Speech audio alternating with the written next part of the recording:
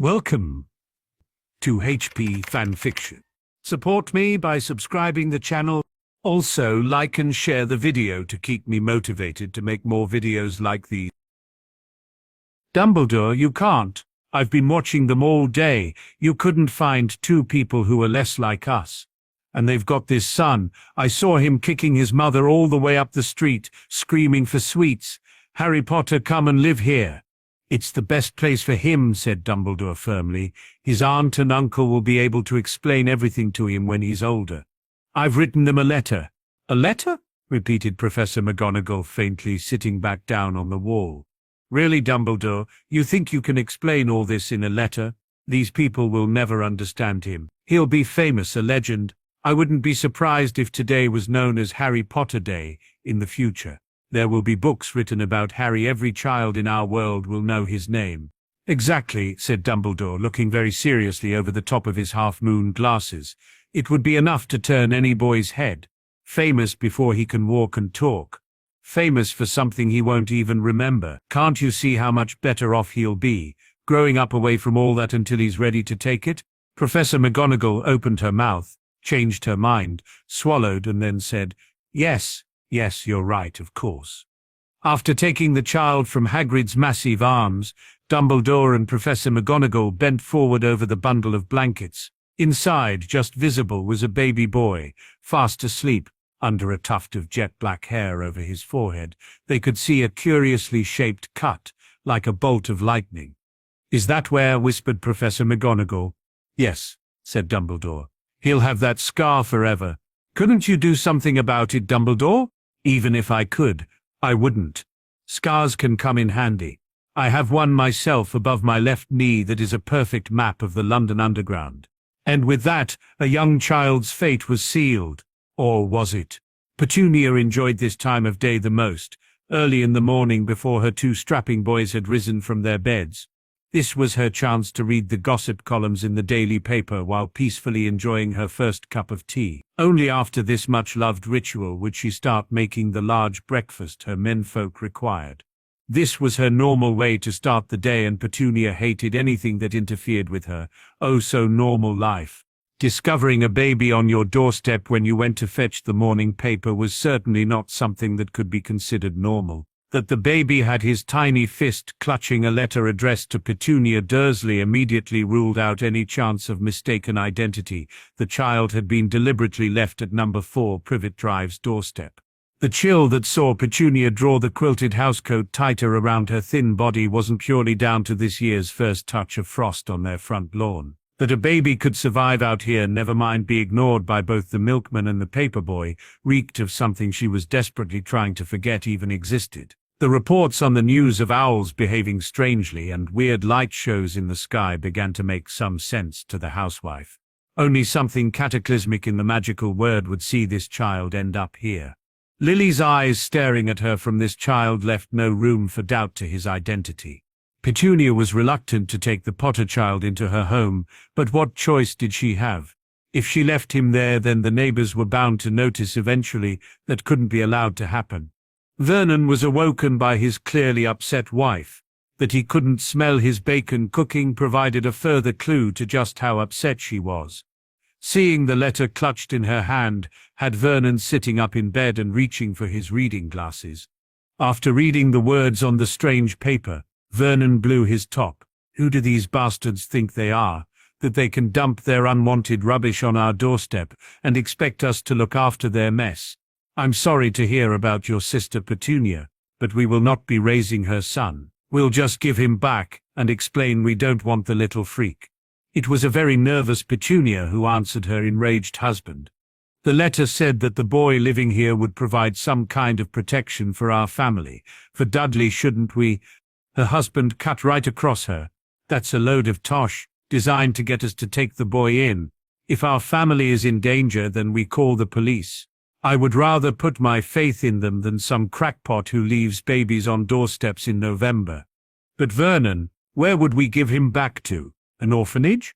The boy will be better amongst his own kind. Didn't you say once that they had their own government? Yes, but I wouldn't have a clue where to find it. I visited a place called Diagon Alley once, when Lily had just turned 11. I never went back there again. That will have to do then. I'll go there and hand the sprog over to the first respectable person I see. Put this letter back in the envelope, and they can have that as well. I'll want my breakfast first, though." Petunia recognized an order when she heard one and rushed downstairs to the kitchen. As she was cooking breakfast, it gave her time to reflect on the wider implications that the Potter child currently in her living room signified. Lily was dead. She attempted to rationalize why that news didn't hurt her more and could really only come up with one answer.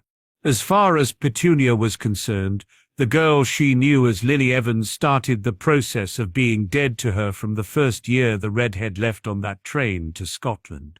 Lily finally completed that journey, the day she angrily proclaimed Vernon Dursley wasn't good enough for Petunia Evans. Petunia drew no comfort from the thought that Lily's own marriage had apparently been a direct contributor to her death at the age of only 21. Vernon was in a foul mood. He'd walked up and down Charing Cross Road at least a dozen times, and all he had to show for it was sore feet. That wasn't exactly true. His left arm was numb from the weight of the child he had resting there. Vernon had seen plenty of what he would consider freakish people walking up and down too, but they all seemed to disappear the instant he took his eyes off them. He had resorted to staring, but something always seemed to catch his attention, just before they disappeared.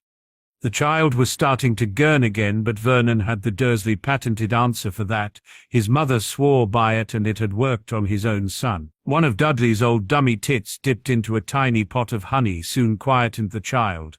The boy liked it so much, his little hand closed over Vernon's meaty finger. For Vernon, this was like the curtains being drawn back. Suddenly he could see the decrepit old pub sitting there exactly as his wife described it. He had never seen an establishment that was less inviting in his life, but it held the means for him to dispose of the bundle currently clinging to his finger. He kept his head down while entering the leaky cauldron.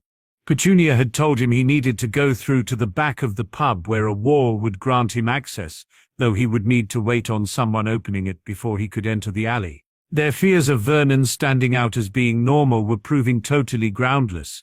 He could have rode in there upon an elephant and no one would have batted an eyelid. The whole place appeared to be in the midst of some kind of celebration, a celebration that seemed to have been ongoing for at least a day or two.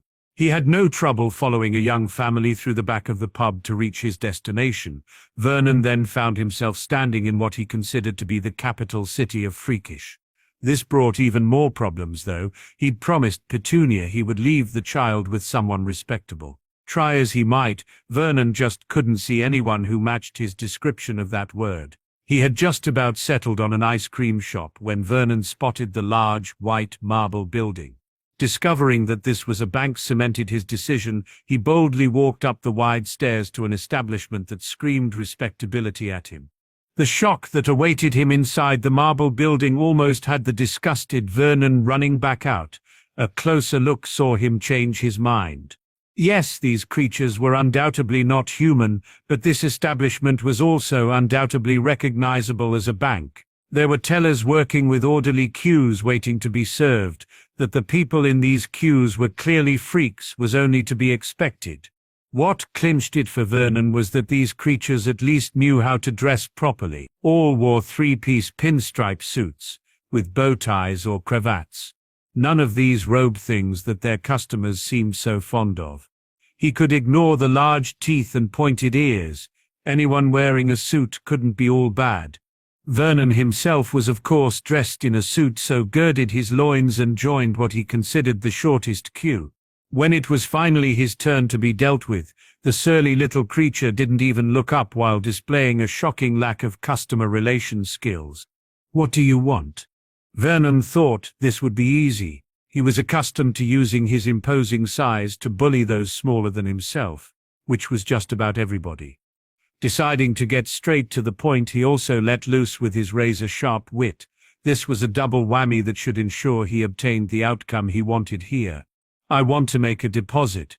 With that, he dumped the boy and letter on the teller's counter. A smiling Vernon didn't notice the two goblin guards with razor-sharp axes take up position behind him.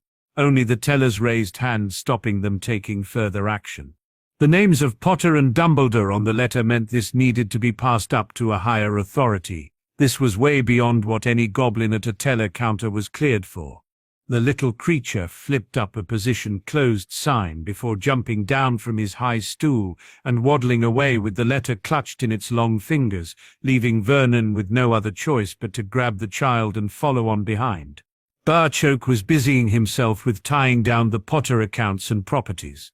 Since wizards had decreed his clients' wills would not be read, he intended to ensure that any who tried would be denied access to all Potter property. He was currently debating with himself what to do about the trust fund James and Lily had set up for their son when a knock at the door had him calling enter.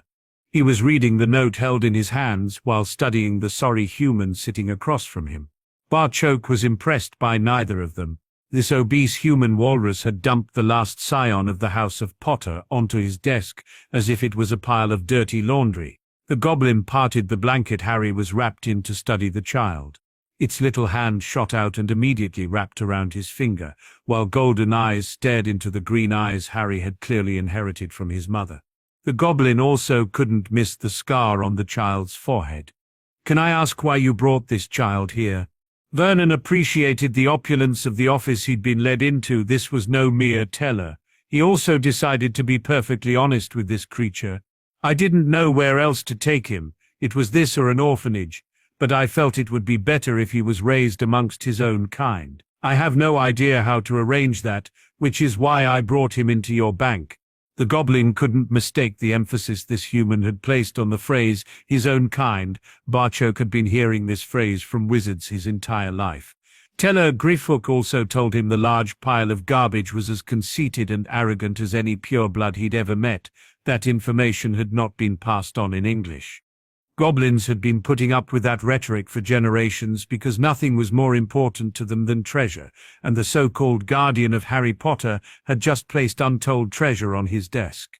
Barchoke needed more information, though, before making any decisions here. The wizard who signed this letter is the most powerful figure in British magical society. If Gringotts were to attempt to place Harry Potter with a wizarding family, Dumbledore would remove him and once more take the child to your house. Vernon appeared resigned now, though hardly upset about the matter. "Very well, I will just have to take him to an orphanage. I still think he should be raised by his own kind, but I won't lose any sleep over the matter. I refuse to have my son exposed to his freakishness. Staying at our house is simply not an option. I'm prepared to accept." The goblin knew what this statement meant for the protection Dumbledore was attempting to establish at this residence. That the Muggle knew nothing of the benefits of these wards was hardly Barchoke's fault. He really had only one more question to ask. "Does your wife agree with this decision?" Vernon's answer left no room for any doubt. "Absolutely 100%. Our main concern will always be our own son, and we won't let anything interfere with that." Barchoke sat back with his long fingers steepled in front of him. He appeared the epitome of calm while his mind was racing a mile a minute. He well understood that the radical thoughts running through his head could see a blade part him from it, but Barchoke was slowly talking himself into a crazy course of action. Even mentioning this action to the director would mean his life could never be the same again. He thought the possible benefits outweighed the very real risks. "Mr. Dursley, there might be something I can do to help, but I would need to speak with the director of the bank first. Can I offer you some refreshments while you wait?" As the tea, milk and sugar appeared on a small table that moments ago wasn't there, Vernon was all set to politely refuse until a tray of fruit scones was suddenly next to it. This was a temptation too far for Vernon, who quickly accepted his host's offer. Barchoke was mentally rehearsing how he was going to pitch the biggest gamble Gringotts Bank and his race had taken in centuries to the director, knowing Ragnarok would already be in a bad mood since he didn't currently have an appointment. At the moment Barchoke thought the odds were at best a coin toss. Tails he would win or his head he would lose. The Potter accounts manager had sweat running off his forehead by the time he finished the pitch. Ragnarok was too quiet. The expected explosion soon came, though. "You want to throw the Goblin Nation into a war over a human child? I think you've lost your head, and I am ready to give the order that will make that condition permanent. What do you think the ministry would do when they discovered we have the child they're calling the boy who lived and hailing as their savior? With the greatest of respect, sir, I don't believe the ministry will be involved in this at all. Dumbledore blocked the Potter will reading and told the Wizengamot the boy was safe. He certainly won't want to publicly admit to everyone he lied. If it were to become known the Chief Warlock left the Potter heir on a Muggle doorstep, it might even be a large enough scandal to bring him down. Barchoke took the director's silence as permission for him to continue talking. After the happenings over the course of the other night, there can be no doubt the boy really is a child of prophecy. Having Harry Potter raised by goblins would be a coup of epic proportions and provide us with a golden opportunity to install goblin values in a wizard destined for greatness. We have Dumbledore over a barrel provided the lad attends Hogwarts at age 11. I would also like our healers to have a look at the dark magic lurking at the site of his scar. He could see this appeal to the director, but his next question showed there was still a ways to go to convince Ragnarok this could be good for the Goblin Nation. Even without the backing of the ministry, Dumbledore could still make a lot of trouble for us. How do you propose to handle the old wizard? This was the crux of the matter. The next few minutes would determine if he left this room with his head still attached to his shoulders. That letter passes responsibility for Harry Potter onto his Muggle relatives. Ragnarok nodded impatiently, so Barchoke blurted out the next bit. I plan to draw up an escrow agreement that should take care of all the legal requirements. Barchoke sweated as the silence drew out. It was broken by the deep belly laughter rolling out of Ragnarok. Oh, that's too cruel. Legally cut Dumbledore off at the knees. I approve. Barchoke almost sunk to the floor in relief, but his training saw him stand proud. The director's next comment really surprised him, though. Go and arrange for our young crow. No, let the lad henceforth be known as Old Crow. Ragnarok was laughing now at his own wit. It would be a stupid goblin that didn't laugh along with the director. Go and arrange for Old Crow to spend the next 10 years learning the ways of our people. You understand that I hold you personally responsible for the success of this project. Barchoke quickly agreed and thanked the director for this opportunity before getting out of there as quickly as he could. Ragnarok personally naming the child would add a level of protection Barchoke couldn't have considered when thinking through this idea. As a wizard being raised as a goblin, Harry would need all the help he could get. Barchoke himself had been touched by tragedy when his life mate had died during a complicated and difficult childbirth. That the son she'd died giving birth to barely survived her by 24 hours was a double tragedy. That this son was their first child compounded the misery. Like young Harry, Barchoke was now the last of his line. Oh, there were a few distant cousins still lurking about who hoped to inherit everything once he passed from this world, only if he didn't challenge the greedy cowards to a duel before the end. At least if they defeated him, they could then claim it had been earned. Young Harry Potter had touched something more than just his finger in that office. Here was another much-loved son, destined for the scrap heap of life, because his mother had died prematurely. Well, not if Barchoke could do something about it. His clan had looked after the House Potter finances for generations. He was just taking those close ties a step further. If things went the way he hoped, Harry Potter would be adopted as his son until the child was old enough to make his own decisions. Vernon was trying to decide if having a fifth scone could be considered as being greedy when his host re-entered his office. He actually appreciated this creature's no-nonsense approach to business. There was no time wasted on mindless chit-chat about sports or the weather. Mr. Dursley, have you ever heard of an escrow agreement? As expected, this question was met with a negative response, so the goblin banker explained the concept. As you already know, Gringotts is fundamentally a bank. An escrow agreement is where a sum of money or property is held by a third party until specific conditions laid out in a contract can be met. I propose an agreement between the Dursleys and the House of Potter, with the goblins acting as bankers, looking after the property until the predetermined conditions are met. As the Potter account manager, my signature should be acceptable on a business agreement until young Harry comes of age. Vernon wasn't sure what was being offered here and wanted to make certain he understood everything before making any decisions. Can the brat be considered property, and what would these conditions be? Barchoke was really having to keep his temper in check at this muggle's disrespect to a child. How anyone could treat a toddler with such hate was beyond goblin understanding. In magical lore, children and wives are routinely considered property of the wizard that will cause no problems. As to the conditions, I think we should keep them as simple as possible. Less chance of other people being able to attach their own interpretations to the wording then. Vernon was naturally all in favor of keeping things as simple as possible, just as long as he left here without the bundle in his arms. I think it's safe to assume that it's not the child himself you and your wife object to, rather the fact that he's probably a wizard. Vernon agreed with that assessment, so Barchoke gave him the gist of the Dursleys' part of the agreement. If fate decrees the child is not a wizard, he returns to your family to be raised as your nephew. If, on the other hand, Harry Potter is a wizard, the escrow agreement would see Gringotts responsible for him until the boy becomes of age to represent House Potter. This sounded exactly what he wanted, but Vernon was determined to double-check everything. So, unless he's normal, my family will never see him again. Barchoke gave him the confirmation he needed.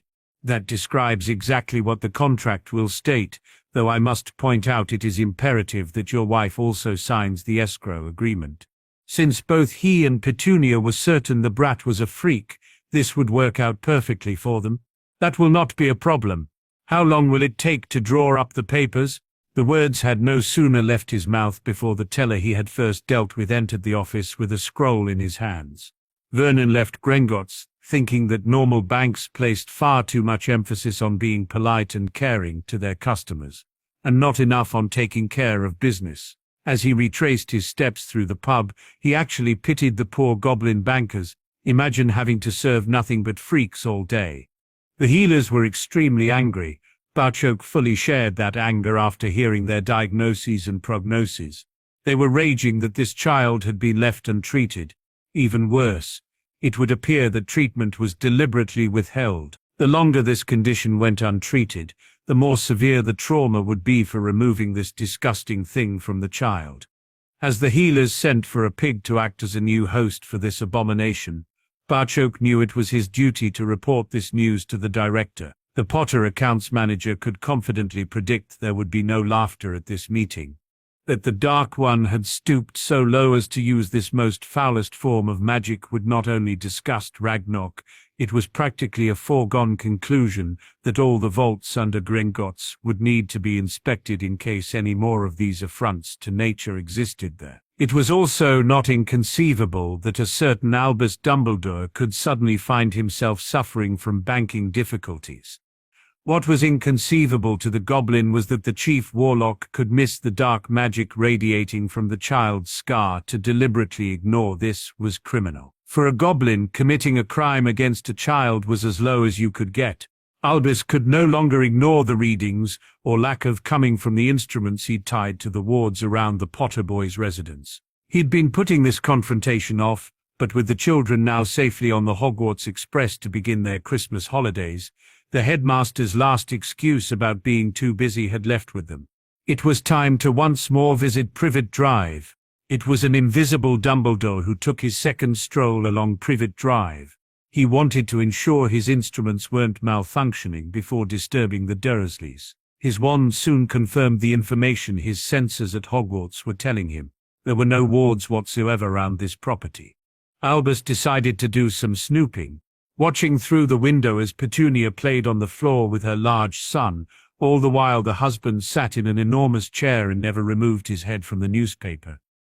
Albus was puzzled why Harry wasn't part of this scene. It would appear the only way he would discover the information he required was by entering the house. He at least had the good manners to ring the doorbell and wait until it was answered. Petunia was stunned when she opened the door. She was just reminding herself that it was nearly Christmas, and not Halloween, when the 6.5-foot gaudy garden gnome spoke. "Good evening, Mrs. Dursley. My name is Albus Dumbledore. Could I have a few words with you regarding your nephew Harry Potter?" The instant she heard the name Dumbledore, Petunia tried to slam the door in his face. Unfortunately, for whatever reason, the door refused to move from the open position. Harry Potter doesn't live here, and we don't know where he is." This led to a rather loud "what" from the wizard. Vernon had started moving the second he heard the name Dumbledore mentioned. He was now thundering down the hall to confront this wizard who caused him so much work. "My wife is correct. The freak doesn't live here. Did you honestly think you could just dump the brat on us without as much as an explanation and we would accept that? You must be used to dealing with the wrong kind of people. Decent, hard-working folk like us would never accept that situation." Albus was seriously struggling to accept the situation he was finding himself in. "But I left you a letter." Vernon always had a quick and fiery temper, but this idiot just poured petrol all over it. "Do you honestly think that including a letter makes amends for dumping a baby on someone's doorstep? You, sir, need to go and get yourself a job somewhere as Father Christmas. The kids might accept the crap you hand out, but the Dursleys never will." Albus had his half-moon glasses in one hand, while the fingers of his other massaged the bridge of his nose. "Where is the boy? What have you done with him?" Vernon was quite proud of himself for the solution he'd devised. He didn't see the need to tell this freak, though. "I negotiated a contract, Petunia signed it, and then it turned golden before disappearing. I was told this would only happen if it was legal and above board. We'll thankfully never have to see the brat again." As the Muggle was reliving that particular morning in his mind, Albus was watching it unfold, using a mind probe. He couldn't help but be shocked at what he saw. "The goblins have control of Harry Potter. Do you realize what you've done?" Vernon wasn't about to stand here and have his elegant solution questioned. "Hey, you were the one who left him on a doorstep in the middle of the night. I at least put some effort into making sure he was raised by his own kind." Albus was now glad he had charmed the area around the door. The arguments were getting louder and there appeared to be no possibility of him being invited inside. "How could you possibly think the goblins were his own kind? Didn't you read the part of the letter that told you Harry living here would offer this family protection?" Vernon got even louder. "Screw the neighbors. Tall or short, you're all just freaks to me. And no, we didn't buy that protection shit you were trying to shovel." This infuriating Muggle had just given Albus a massive headache. How to get Harry Potter back? He decided to leave them with something painful to mull over. A young couple with a son, same age as yours, were recently tortured into insanity. They may be technically still alive, but that young mother will never hold her child in her arms again. The protection gained by Harry living here would have prevented that ever happening to you. He heard the gasp of terror coming from Petunia and thought the bitch deserved it. How could anyone give away their only nephew? "I shall leave now and wish you a Merry Christmas. We can only hope you and your family enjoy many more." Dumbledore popped away, leaving Petunia clinging to her husband's arm. "Oh, Vernon, perhaps we should have kept the freak. We could have stuck him in the cupboard under the stairs out of the way." "Petunia, the old man was deliberately trying to scare us. He's just pissed off because he didn't get his own way." This was little comfort to the worried mother. But Dudley, "Listen, let's enjoy Christmas, and if you still feel the same way in the new year, we'll look at moving house. It wouldn't hurt for me to get a shotgun either. Soon show these freaks we mean business." Vernon could see the worry literally drop off his wife. Petunia was probably planning how she would decorate their new home. The new house should also have a bigger lounge. This would be the excuse for him to buy that new giant TV he had his eye on. Albus walked up to the first available teller at Gringotts and asked to see the Potter accounts manager. The goblin in front of him, though, just added to his already bad day. "Do you have an appointment?" "No," I thought. "What do you want to see him for?" "That's personal, needless to say." Albus was interrupted again. "Who shall I say wishes to see him?" "I am Albus Percival Wulfric Brian Dumbledore. Surely you must have heard." Wulfric after Percival, but before Brian. Albus could only sigh and nod his head in agreement, only to discover the goblin wasn't even looking at him, so he was forced to say yes. "Okay, and last name Dumbledore? I'll go and see if there is anyone available to deal with your request at the moment. Please remain here." It had been Dumbledore's experience that when the goblins were at their most obstructive, it meant you had upset them in some way. He was struggling to think what he'd done to merit this treatment, but reckoned he would soon find out. He didn't have long to wait. 4 security guards with drawn weapons surrounded him and demanded he follow their lead. He was surprised but delighted to find himself in the director's office. Now at least he was getting somewhere. Or so he thought.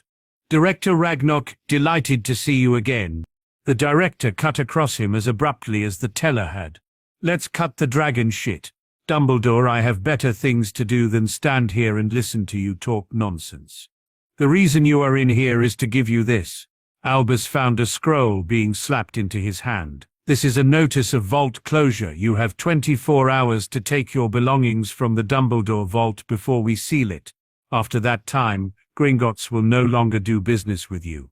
This was totally unexpected and an extremely serious development. Getting kicked out of Gringotts was a sanction used for only the very worst offenders. "Perhaps there has been a mistake here." "Oh yes? And it was you who made it? We now know that the Dark One is not gone, and we also know how this was achieved. This was information that could have seriously compromised Gringotts, yet you deliberately withheld it from us." Albus suddenly understood what was going on here. "Did you find any in the vaults? You must tell me." Ragnarok's answer was scathing. "Oh, so now you want a spirit of cooperation between us? I must tell you nothing. Get him out of here." Albus was being dragged out before he'd got what he came for. "Wait, what about Harry Potter?" The director's sneer was predatory. "Send his Hogwarts letter to Gringotts. I'll make sure he gets it." Albus was rather unceremoniously herded into the main lobby of Gringotts by the guards. The old wizard then headed back to Hogwarts. He would need to make some quick arrangements on where to store the items from his vault. Albus decided to tell no one about this. Being barred from Gringotts was ammunition his enemies didn't need to have. His plan for Harry Potter was to ensure the boy wouldn't be seen again in the British magical community until the child's arrival at Hogwarts. That plan was still viable, though it would be a different Harry Potter who now stepped onto the Express. Just how different was something Albus was going to have to wait 10 years to discover. Hermione Granger was different. She'd always known that. It would be hard not to. When the children that you attended school with went out of their way to point this fact out to you every single day. Having really bushy hair and rather large front teeth were obvious targets for her main antagonists. Being top of every class didn't help the situation any either. Her continual lack of friendship had led Hermione to seek her escape in the printed word. Always having a book in her hand, though, was just more ammunition for the various groups of Hermione haters. She may have heard variations of the terms bucktooth, bushy-haired bookworm hundreds of times. That didn't mean those words didn't hurt on each and every one of those occasions. Then, almost a year ago, an event happened that explained why she was different. Hermione Granger was a witch. While her mum and dad had taken some convincing of this fact, the instant Professor McGonagall had spoken those special words, Hermione had known deep within herself this was indeed true. The preceding months had been some of the best of her young life. Schoolyard taunts no longer had the power to hurt. She was different, and would be leaving for a special school where things would be so different. Hermione Granger was done with being an outsider. She was going to a place where everyone would be the same as her, a place where she could finally have friends. This had been her shield and armor against the taunts and jibes that had viciously escalated as the bullies attempted to get a reaction from their favorite target. It was perhaps somewhat understandable then that the young witch was near to tears, since those dreams were beginning to appear to be mere fantasy, and she wasn't even on the bloody train yet. The day had started so well too, up at the crack of dawn so she could be fully prepared for her new adventure. A breakfast where she never seemed to stop talking was followed by the car ride to King's Cross, bright and early of course. Saying goodbye to her parents at the barrier had been hard, but a new life awaited her and she was quite prepared to run through a brick wall to get there. Hermione did just that, and then things started going downhill. On her first sight of platform 9 3/4, it wasn't the bright red Hogwarts Express that caught the young witch's attention. It was the group of 4 witches already in their green-trimmed Hogwarts robes that drew Hermione like a moth to a flame. Unfortunately, just like said moth, she got burned. Deciding to introduce herself, Hermione was met with looks of disgust and derision. It wasn't supposed to be this way. Confidence severely dented, she then discovered another problem. Her trunk, loaded of course with extra books, that her dad had easily lifted onto the trolley was proving impossible for Hermione to physically place on the train. As she struggled with the trunk, sniggering laughter almost had her in tears. A kind voice cut through her frustration and mounting despair. "Can I help you, miss?" Hermione raised her head and had trouble believing the person standing there could possibly exist, far less be speaking to her. If Fitzwilliam Darcy and Elizabeth Bennet ever had a son, he was standing right in front of Hermione Granger and offering his assistance. The boy was even dressed as if he'd just stepped out of the pages of Pride and Prejudice, Hermione's favorite book. His black frock coat had silk lapels. It also had to be wide at the shoulders to accommodate the body it clothed. Being fitted to accentuate a slim waist was also an effect that the young witch appreciated. The grey waistcoat, just visible under the coat, matched his trousers, with button-up black boots being a nice touch. The Ascot knotted cravat, with a diamond cravat pin being a fitting finish to this very nice ensemble. His jet-black wavy hair hung down to his shoulders, and framed what Hermione would consider a kind face, but those wonderfully expressive almond-shaped green eyes melted her heart. If it wouldn't be considered blasphemy, Hermione reckoned this boy was too gorgeous even for Jane Austen to do justice. She must have muttered some kind of answer to his question, because he smiled and lifted her trunk clean into the compartment. With that smile, Hermione knew she was gone. Her mother had sat Hermione down for a talk about boys before she headed off to Hogwarts. The young witch had foolishly thought most of it would never apply to her. Hermione had never understood her classmates' devotion to the latest boy bands, who cared what new kids on the block were doing off stage, or on stage for that matter. She had though her first crush would be on some handsome author or, heaven forbid, a teacher. In the space of a few seconds, the boy in front of her had just shattered that illusion into a gazillion pieces. She had to say something. He couldn't leave here thinking she was some driveling, drooling, moronic fangirl. She didn't even know his name. "Thank you. That was very kind. You're welcome to share this compartment, if you want." The words were out before Hermione realized what she'd said. She was berating herself for once more providing an opportunity to be hurt when his wide smile surprised the hell out of her. "I'd like that, very much." Not believing her luck, she offered her hand for shaking. "I'm Hermione Granger." The boy didn't shake her hand. He took it by her fingertips and very gently turned her hand around before bending down and lightly brushing his lips over the back of her knuckles. There was no longer room for any doubt. Hermione Granger was well and truly smitten. "Very pleased to meet your acquaintance, Miss Granger. My name is Harry Crow." Hermione just started to babble as the words poured from her mouth. "Nobody in my family's magic at all. It was ever such a surprise when I got my letter, but I was ever so pleased. Of course, I mean, it's the very best school of witchcraft there is, I've heard. I've learnt all our course books by heart, of course. I just hope it will be enough." The laughter coming from Harry certainly couldn't be classed as sarcastic. It seemed almost friendly in nature. "Relax, Hermione, and breathe occasionally. We've a long train journey ahead of us, plenty of time to get to know each other and become friends." Hermione couldn't believe what she was hearing. "Friends? Oh, sorry if I'm being a bit presumptuous here. My main reason for attending Hogwarts is to hopefully make friends." "Me too, and I would love to be your friend." Both then sat and began their journey. Not only to Hogwarts, but the much more important destination of friendship. Albus paced up and down his office, as jumpy as the proverbial cat on a hot tin roof. Harry Potter had been missing from the wizarding world for almost a decade. Today would see his return. The goblins had kept a very close eye on the boy, but this evening he would come back into Albus Dumbledore's domain. It only remained to see how much damage he would have to undo from the boy's unorthodox upbringing. Albus intended to permanently wrench the boy away from the goblins, and had a scheme in place to achieve this at the first available opportunity. Tonight the boy would learn who the real power in magical Britain was, and it wasn't any goblin. As the express sped them away from London, Harry was trying to make sure his new friend wasn't pulling his leg. "So your parents are a type of healer, but they only heal inside their patient's mouth." Hermione could hardly contain her laughter at Harry's disbelieving look. "Yes, that's what dentists do.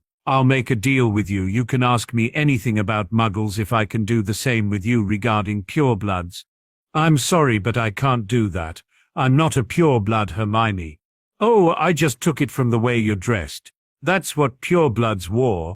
Harry was looking wary at his new friend. He still wasn't sure whether this was some kind of wind-up.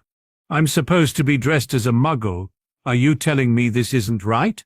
This time, Hermione couldn't hold her laughter. That was until she saw Harry's crestfallen appearance. I'm sorry, Harry, I thought you were making a joke there. Muggles used to wear clothes like that, but not for the best part of a century. She was desperate for more information, but didn't want to push anything. Harry seemed really upset at her revelation. This is great. Instead of blending in with one group of students, I'm going to stand out like a sore thumb. The tailors made exact copies of the styles in the Muggle studies books. How could they be wrong? Hermione had an idea what had gone wrong, but needed to make sure. Did they get those books from Diagon Alley?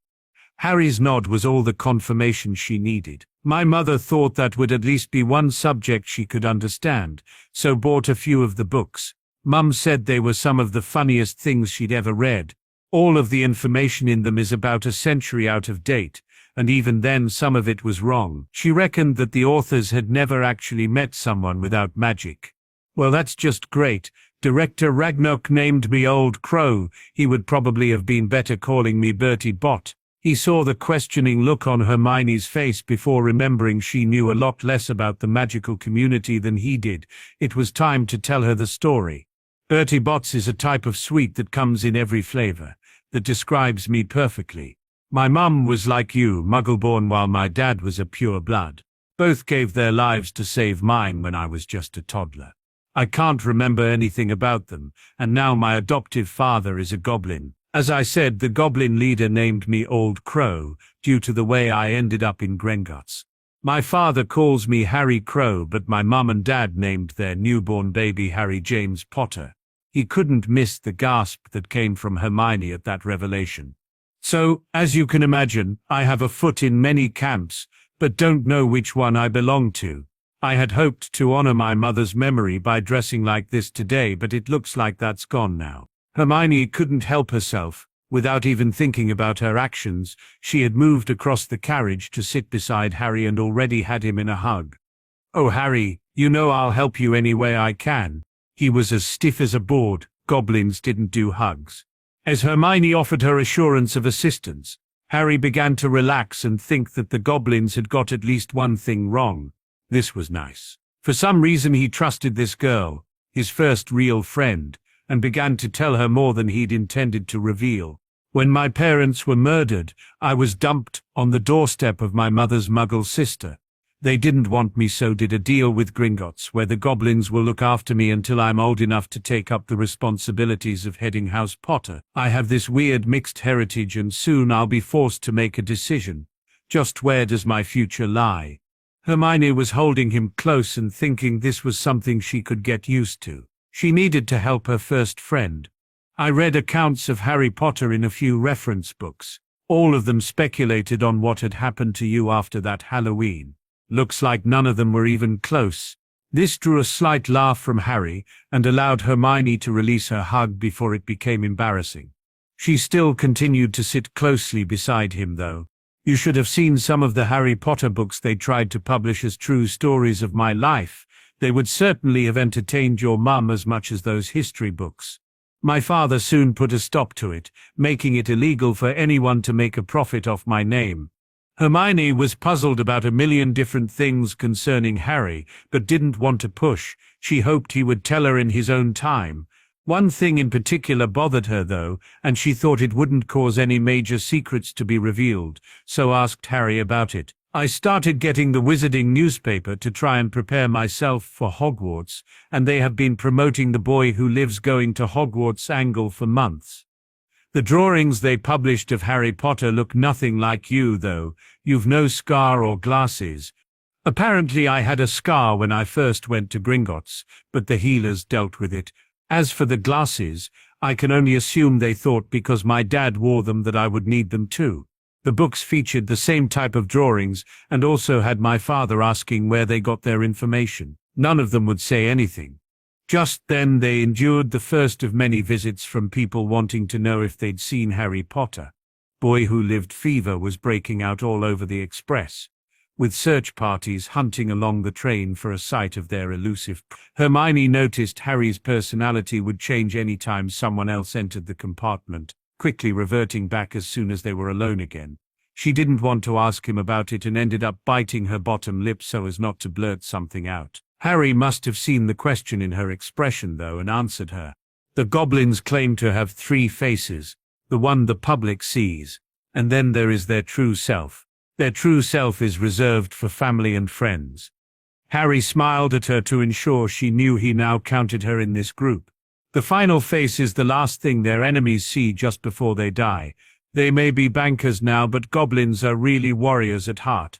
Hermione's curiosity got the better of her, and another question slipped out before she could catch it. What was it like growing up with the goblins? Harry was enjoying talking about his life with someone else. This was not something usually available to him. I actually grew up as a goblin, though clearly I knew I was different. That goblins and wizards barely tolerate each other didn't help me any. I got into a lot of fights when I was younger. Hermione had her arms around him again, encouraging Harry to speak of things he never had before. Some of the adults weren't too pleased about the situation either. My dad is a powerful goblin who legally adopted me as his son. There were a couple of goblins who strongly objected. My father fought 2 duels to the death over me. Harry was drawing comfort from being held in his friend's arms. He found that once he began talking about this that he couldn't stop. He'd never had anyone to talk to about his life before. Had my father been defeated, I really don't know what would have happened to me. I needed to learn to stand on my own 2 feet as quickly as possible, and my father provided me with all the training I could handle. Being different actually worked in my favor for once. By the time I was 6, I towered over all of the children in my classes. Now I'm taller than my father, though he can still kick my ass when we duel. He sounds like a wonderful man. Sorry, Goblin. That slip had Harry smiling again, allowing Hermione to reluctantly end their latest hug. I just call him father, and I'm sorry for unloading all this onto you. We've only just met today, yet I feel I can trust you. Please don't ask me to explain why. Hermione understood the amount of trust Harry was placing in her and decided to reciprocate with some revelations of her own.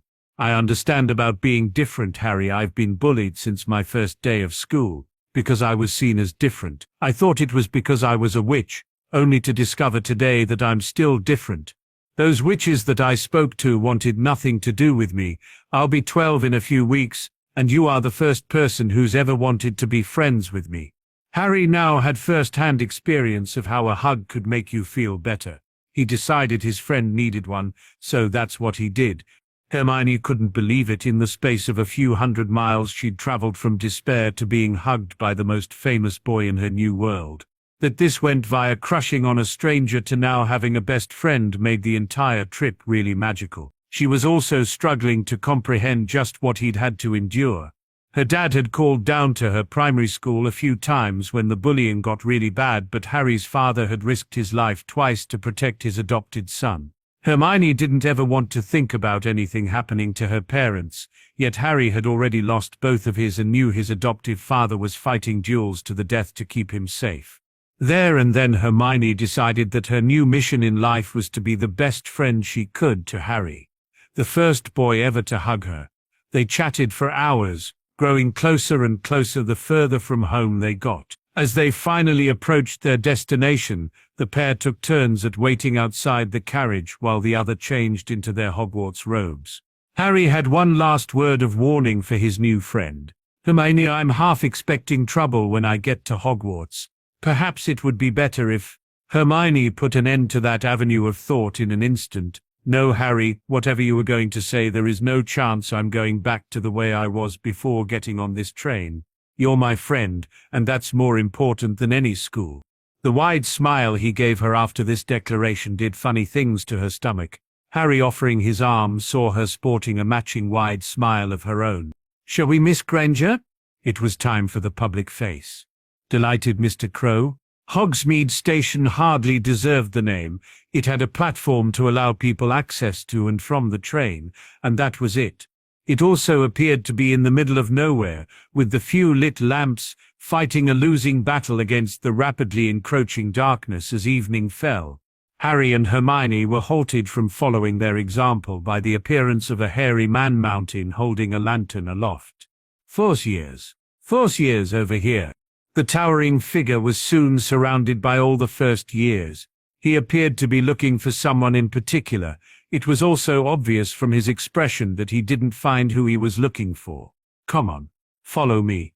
Any more first years? Mind your step now. First years, follow me." They stumbled and slipped down a steep, dark path that had Hermione mumbling a question to Harry. Have they never heard of health and safety? They soon found the ground leveling off as they approached the shore of a dark body of water. It was the magnificent castle that seemed to grow out the mountain on the other side, that demanded all their attention, though. The castle was huge and had many turrets and towers, all sparkling with lights shining from the countless windows. Hogwarts was something straight out of the pages of a fairy tale. It was only the large man shouting that drew their attention to the fleet of little boats sitting on the shore. Hermione thought they were coracles. No more than 4 to a boat. Harry helped Hermione into the boat before also offering his assistance to the twin sisters, who had approached with the hope of sharing. The large man obviously had an entire boat to himself. He quickly checked that everyone was sitting in a boat before an order of forward saw the little craft slip fully onto the water and begin to make their way toward the castle. Parvati introduced both herself and her twin sister Padma Patil before proceeding to talk their ears off all the way across the lake. She appeared to have the annoying habit of asking a question and then providing her own answer. Her sister just sat quietly, probably immune to her twins' rantings by now. "What house do you think you'll be in?" "I don't really mind, since we're the first of our family to attend a British magical school. Have you any idea how we get sorted? I heard it was some sort of test, though one boy was claiming we had to wrestle a troll." Harry could see Hermione starting to slip into panic mode at this onslaught of questions, probably because she didn't have any answers. He literally couldn't move any closer, so placed a comforting hand on her knee. "My father told me an ancient magical artifact will decide which house we belong in. No tests. And certainly no trolls." Parvati now appeared much more interested in Harry's hand resting on Hermione's knee. This resulted in a barrage of personal questions that neither of the two had any intention of answering.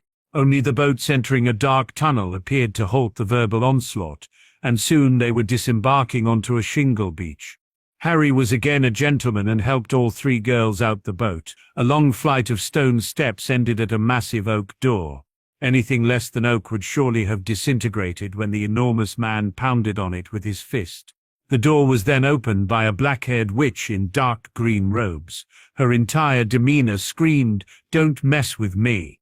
"The first years, Professor McGonagall, and he ain't amongst 'em." The big man appeared ready to burst into tears before the stern professor pulled him aside. Everyone could still hear their conversation, though. "Pull yourself together, Hagrid. Did you count them?"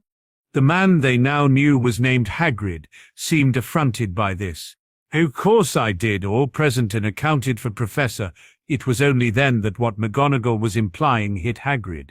They were all here, so the person he was looking for must be amongst them. "We'll just let the sorting ceremony answer that question." Hagrid went away happy while McGonagall began giving them a brief introduction to the Hogwarts houses and what they stood for. Harry and Hermione hardly heard a word. It was clear to both of them just who the staff were looking for. As McGonagall left them for a moment to check how things were progressing, Harry took the opportunity to whisper to Hermione, "Just remember, I can look after myself." He didn't get to say any more as the blonde boy, who'd been one of the students looking for Harry Potter on the train, decided to hold court. "Harry Potter doesn't come to Hogwarts and they're all wetting themselves. Pathetic. Do you know why he's not at Hogwarts? It's because he's dead. Do you really think a toddler could defeat the Dark Lord?" Hermione saw this boy's words were making an impression and was desperate to intervene, especially as 1 or 2 of the girls appeared close to tears. This was not her secret to reveal though, so once more she bit her bottom lip. Hermione reckoned this was something she was going to have to get used to. "You're nothing but a liar, Malfoy." "Well, where is he, Bones? Your aunt is the head of the Aurors. Has she ever seen him?" "No one has seen hide or hair of Harry Potter since that night. My father often has the Minister of Magic over for dinner, and even the head of our ministry has never seen Harry Potter. If it wasn't for that oaf Hagrid spouting stories in the pub every time he gets drunk, no one would know anything about that night." One of the redheads, who'd also been looking for Harry on the train, reacted rabidly to Malfoy's claims. "Dumbledore has seen the boy who lived. He's kept him safe from evil creeps like your father."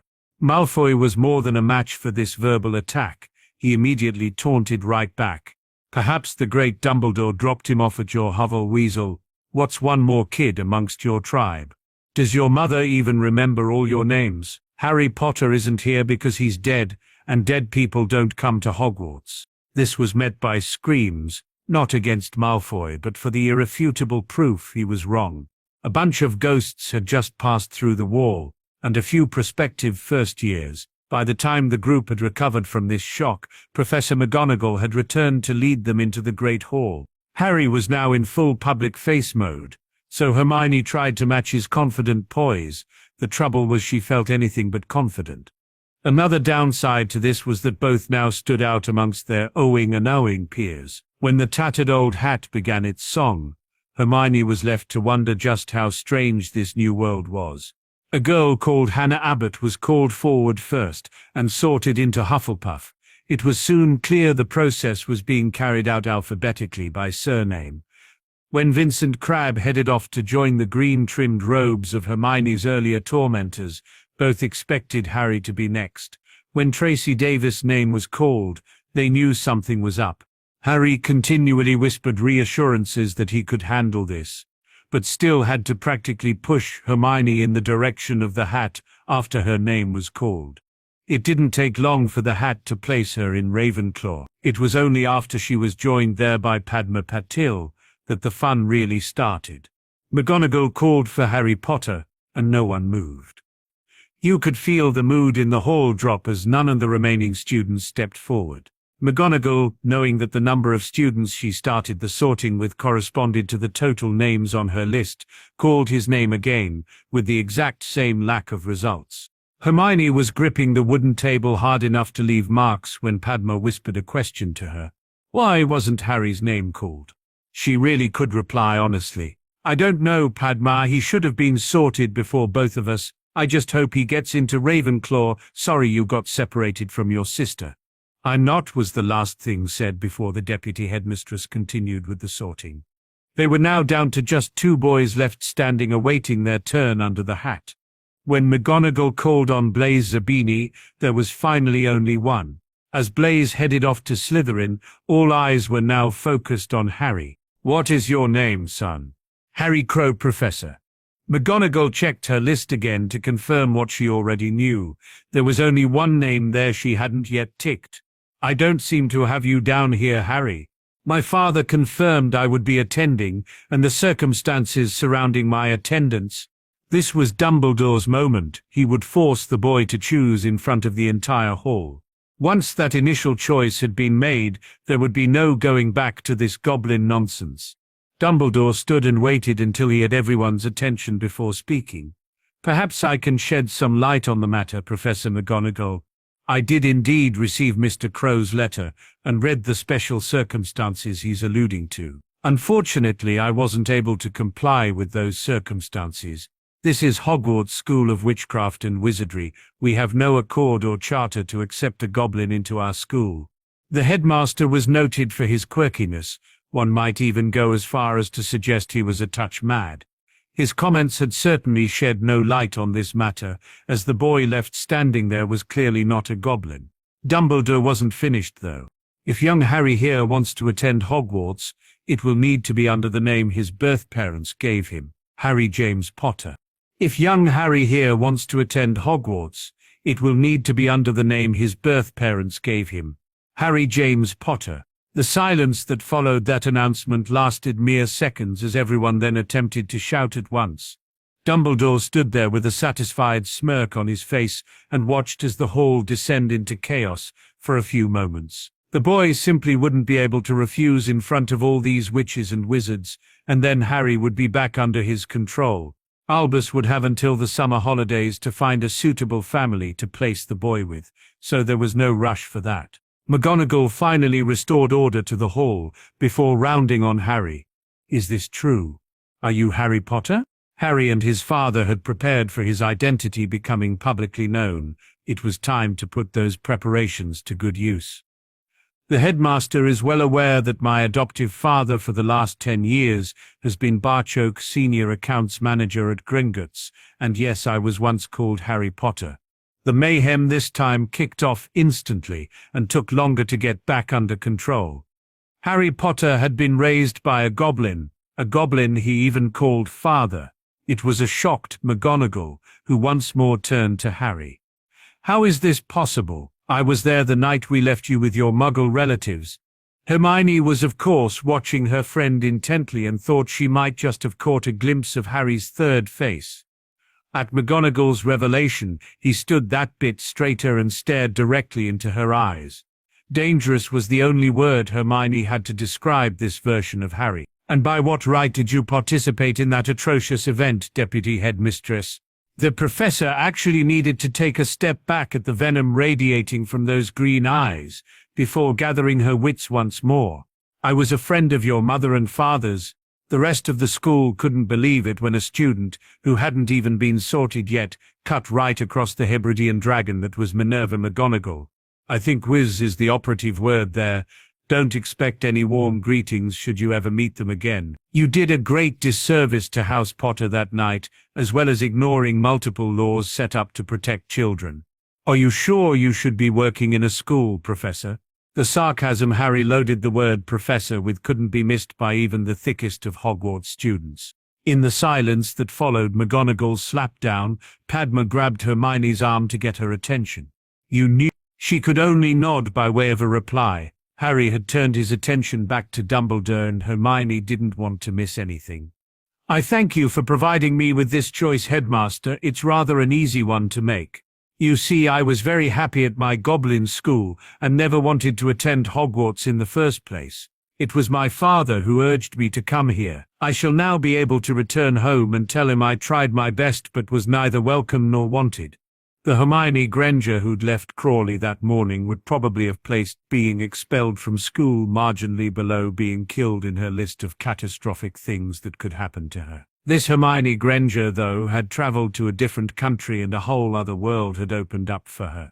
This Hermione Granger now had a best friend and was not about to lose him. Ignoring Harry's repeated claims that he could handle himself, she shot out her seat and rushed to his side. "Hermione, if you're leaving, then I'm going too." Draco Malfoy was seething with anger. He'd made a big play to establish who was the kingpin amongst the first years and now looked like a complete fool. Harry Potter had kept his silence, standing there and deliberately letting him dig a deeper hole for himself. Draco had never been so humiliated in his life. His father's instructions were to befriend the boy and then attempt to convert him to their way of thinking. You didn't need to be a genius to see that would never work now. His anger led to him loudly opening his mouth when he probably shouldn't have. His voice clearly discernible over the hubbub Harry's proposed leaving was causing. "Goblins and another mudblood? Just when we thought the once proud Potter name couldn't sink any lower." Harry left Hermione standing there beside a still shocked McGonagall and purposefully walked toward Malfoy. The blonde Slytherin was supremely confident. He was amongst his own house, with his godfather sitting at the staff table. He was also certain he could take whatever verbal mutterings Potter came up with and turn them back against him. Draco nonchalantly stood to meet the advancing Potter, but was totally unprepared for what happened next. Harry walked right up to Malfoy and his hand was a blur as it powerfully backhanded him across the mouth, throwing Draco back onto the Slytherin table. "You are a disgusting example of what inbreeding can cause. I challenge you to an honor duel." Albus had been shocked at the boy's refusal to attend Hogwarts, nearly as much as his verbal assault on Minerva. He'd let this situation develop to see if it could be turned to his advantage. The headmaster seized the opportunity that presented itself here. Just how do you intend to fight a duel, Harry, when you consider yourself a goblin and Mr. Malfoy is clearly a wizard? You are aware the law prohibits goblins from using wands. Had I been allowed to attend Hogwarts, you would have found I'm well versed in both wizard and goblin law. Perhaps if you had studied our laws more, you would not have been barred from doing business with Gringotts for the last decade.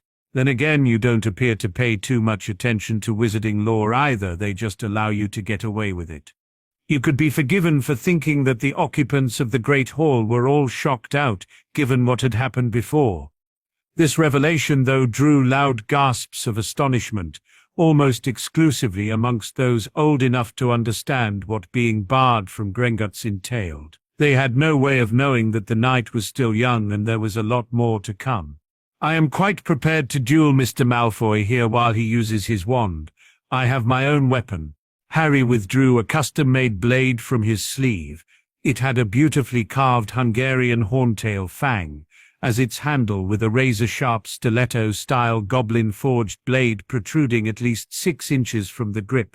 Even in the Great Hall's candlelit atmosphere, the blade seemed to capture whatever light was available and reflect back just how deadly a weapon this was. The knife's overall appearance greatly resembled that of a stylized wand. "I'm afraid I can't let you do that, Harry." Harry now verbally cut across Dumbledore too. "You actually left me no other option. The entire school faculty sat there and let this moron get away with publicly insulting me and my family." Severus Snape was acutely aware of his godson's abilities, or lack of. Draco being defeated in a duel his first evening in Hogwarts would destroy the boy's credibility. He was forced to take action. Mr. Malfoy, 10 points from Slytherin. Draco would have loved to rant against the injustice of that punishment, the silk hanky now held against his mouth in an attempt to halt the flow of blood prevented him from doing so. Harry gave a slight bow to the professor. "My honor is satisfied, though my curiosity is not. Was the 10 points a punishment for the slight on my birth parents, my goblin father, or Miss Granger's circumstances of birth?" Harry didn't expect an answer and wasn't disappointed. "As I suspected, a combined total for all 3. Come on, Hermione, time to get out of here. That piece of filth publicly calls you the foulest name imaginable and gets docked 3 points for it, and that only after I threatened to cut him to pieces." He offered Hermione his arm as the pair headed for the door. Phileas Flitwick suddenly found a lot of things becoming clearer for him. He'd felt slightly ostracized by the goblin community for years now and couldn't figure out what he'd done to deserve it. These occurrences were beginning to make sense since discovering Dumbledore was barred from Gringotts. Albus was his boss, therefore he was tainted with the headmaster's crime by simple association. It was time to make inroads into repairing his goblin relationships, starting with calling this young boy by his proper name. "Harry Crow, son of Barchoke, can I inquire how you intend to travel home?" Harry turned, and this time his bow was much deeper. It also was done with genuine respect. "Well met, Master Flitwick. Our director actually named me Old Crow. But you weren't to know that. My father calls me Harry Crow, so I won't forget my other roots. My father is a wise goblin who also provided me with a portkey home. I will activate it as soon as we clear the Hogwarts wards. I promise on my honor to see Miss Granger safely home." "Well met, Old Crow, child of James and Lily, son of Barchoke," prophesied one. Hermione had her hand on Harry's arm and felt him stiffen at that. He didn't give any other sign, though. They both turned to see it was the Sorting Hat that had spoken those words, but the old hat was just getting started. "Your father is indeed a wise goblin, Harry Crow. He knows you must come to Hogwarts to fulfill your destiny. Hogwarts is prepared to welcome you, and grant all that welcome entails." Dumbledore was not happy with that decision. "I am the Hogwarts headmaster, only as long as the castle allows." The hat's declaration was followed by a loud clang of a bell being struck, a bell that hadn't been heard inside the castle in living memory. Hogwarts had clearly spoken. Headmasters come and go, but Hogwarts prevails. This school was devised and built by the 4 founders to teach magic to all those able to perform it, not so some supposed elite fraternity could lord it over everyone else. Hogwarts needs to unite in the face of the coming darkness, lest all will be lost. Come and sit, Harry Crow, let me sort you. Harry knew his father thought his future was tied to Hogwarts. The Hat's actions had just confirmed that. He looked to Hermione for her opinion. What do you think? Well, we're already here, and you'll still be able to take us home if we change our minds. I'll go and keep you a seat at the Ravenclaw table. Her gaze for that last comment was aimed at the old hat, clearly indicating that any other result was unacceptable. Harry smiled at her before sitting on the stool and placing the hat on his head. Dumbledore was livid. He was left standing there looking like the Corchester while the main action happens elsewhere. The Sorting Hat was correct though, one could only be headmaster if the castle allowed. Without Hogwarts cooperation, he wouldn't even be able to access his office. Albus would just have to console himself with the fact that Harry would be here, available to be influenced by his headmaster. The Sorting Hat was busily scanning the young boy whose head it was now sitting on. Oh, I am glad to see you easily qualify for membership to Rowena's house. I feel you'll need the friendship of Miss Granger and leadership of Master Flitwick during your stay with us. Therefore it has to be Ravenclaw. Hermione was on her feet, leading the cheering from a surprised Ravenclaw house. They all had thought the boy who lived couldn't go anywhere but Gryffindor. The applause from the House of the Lions was at best muted. This boy had just stridden over to the Slytherin table and decked a snake. He then even forced Snape to take points from his own house. How the hell could he be sorted anywhere else but Gryffindor? A pair of red-headed twins summed up the feelings of the entire house by continually asking the question, "We didn't get Potter." As Harry stood to cheering from his new housemates, he felt a thud on top of his head just before he removed the hat. Reaching into the tattered ancient relic, he removed a bejeweled but definitely deadly goblin-forged sword. The blade was engraved with the name of Godric Gryffindor. The hat had more to say.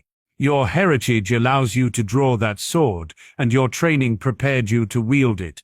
That sword acknowledges you as Hogwarts champion. A scabbard appeared on the stool that Harry soon had expertly fastened around him. The shoulder sash proclaimed Ravenclaw across his chest. He then sheathed his new blade before handed the Sorting Hat back to an astonished McGonagall. "Mr. Crow, I shall expect you in my office directly after the feast." "I will have to disappoint you, Headmaster. The law won't allow that. Since you are barred from Gringotts, you can't be alone with any goblin minor. My father must be present in any discussions we have." Harry respectfully bowed once more to Flitwick before handing over a scroll to his new head of house. "Here is a copy of the instructions the headmaster intended to ignore. Can I ask who Professor Snape is?" All eyes then turned toward the greasy-haired teacher he'd previously dealt with. Harry again gave the short version of his bow. "No offense to your person or your professionalism, sir, but you fall under the same laws of distrust as the headmaster. Since it was only his word that prevented you being sent to Azkaban as a Death Eater, and the goblins certainly have no faith in Dumbledore's word, I shall not be attending any of your classes. I, and any of my friends I ask to join me, will be receiving private potions tuition." Phileas intended to study the scroll at his leisure, but simply had to speak to the boy, if only to end the unbelievably strained silence his last remark had caused in the hall. No one was quite sure how to react to how things were developing here. The tension in the air was so thick, you could cut the atmosphere with a knife. "You seem well acquainted with a blade, Mr. Crow. Can I assume you've had the proper training?" Harry's eyes twinkled as he answered his head of house. "Master Sharpshard asked me to pass on his regards. He spoke highly of you, sir." The diminutive professor thought there must be something wrong with his hearing. "You trained under Master Sharpshard?" Harry nodded. "I was honored to have him as one of my mentors." Harry strolled over to where Hermione was keeping him a seat, leaving a now totally bewildered staff table behind. Dumbledore was so shocked at the previous revelations, he forgot all about his pre-feast announcements, and just waved his hand for the food to appear. Secrets that he'd kept hidden for years had just been broadcast to the entire school. Minerva eventually sat beside the headmaster and her expression was thunderous. "I'm calling a full staff meeting for tonight, and you better have some answers for me, Albus. I don't like being made a fool of in front of the entire school, especially by a first year." That acceptance letter should have come to me, and I'll be wanting to know why it didn't. It must also have conveniently slipped your mind that Harry was no longer at Privet Drive when I frequently asked after his welfare over the last decade. Any appetite Albus had left disappeared with that. After the evening he'd just had, the last thing he needed was Minerva on the warpath. When he looked down the other side of the table, Severus appeared ready to render young Harry down into potion ingredients. This was not how he foresaw tonight's sorting proceeding. Felius had also noted his fellow head of house's vicious demeanor, and where his poisoned glare was directed, he decided some intervention was in order. That was a smart move tonight. Severus, young Malfoy's mouth invited trouble he was ill-equipped to handle. Knowing at least one of Mr. Crow's trainers, I can safely say he would have made mincemeat of Mr. Malfoy. Severus's answer was dripping with barely contained anger. I intend to confiscate those weapons of Potter's as soon as this feast is over. First years with knives and swords, this place is certainly going downhill. Felice couldn't let that pass. I'm afraid you can't do that, Severus. Hogwarts has accepted Mr. Crow as a goblin student, with all the circumstances that acceptance entails. Mr. Crow is not allowed a wand, but does have permission to carry a blade. Asking a goblin to surrender his blade is an even worse faux pas than demanding a wizard hand over his wand. The boy is an arrogant little tourag, just like his father, not even sorted and already making demands. He should have been allowed to leave the castle. I think you'll find that was the lad's intention, until Hogwarts herself intervened. I didn't know you'd met Barchoke, but I would recommend not insulting him or his son. Filius held up his hand to forestall Severus's objections that he knew would be coming. Obviously Mr. Crow is not a goblin. He is instead a wizard who has chosen to live his life by their customs and laws. What is the one thing all young witches and wizards are taught about goblins? Never mess with them. Potter is a first-year student at Hogwarts, nothing more. Calling him Potter in that derogatory manner could see you kicked out of Gringotts, or challenged to a duel by the lad's father. I would remind you that goblins fight duels to the death. Should you or your snakes deliberately provoke the lad, he will react as a goblin would. His honor will dictate his actions. We've already caught a glimpse of those actions tonight. Have you ever heard of someone being chosen as Hogwarts champion before? Harry Crow is no ordinary first year, and you would be foolish to think otherwise. Harry sat down beside Hermione and noticed the entire Ravenclaw table staring at him. Hi. I'm Harry. This proved too much for Hermione. She'd been wound tighter than any watch since stepping off the train. Her accumulated tension found its release as she burst out laughing. If ever there was an unnecessary introduction, that was it. With the food now appearing on the table, the ice was well and truly broken. Padma, congratulating him for getting into Ravenclaw, saw the floodgates open as questions poured in Harry's direction. He began eating and politely ignored most of the personal questions, though did admit he had no idea what a Hogwarts champion actually did. A pretty Chinese girl was already making cow eyes at Harry, which was in turn making Hermione's blood boil. "Oh, Harry, can I see your sword?" Harry slowly finished what he was chewing before looking directly into the girl's eyes to give his answer. "Why, miss, that's a rather personal question, and we haven't even been introduced." He then turned to his friend with a question. "Hermione, what is that?"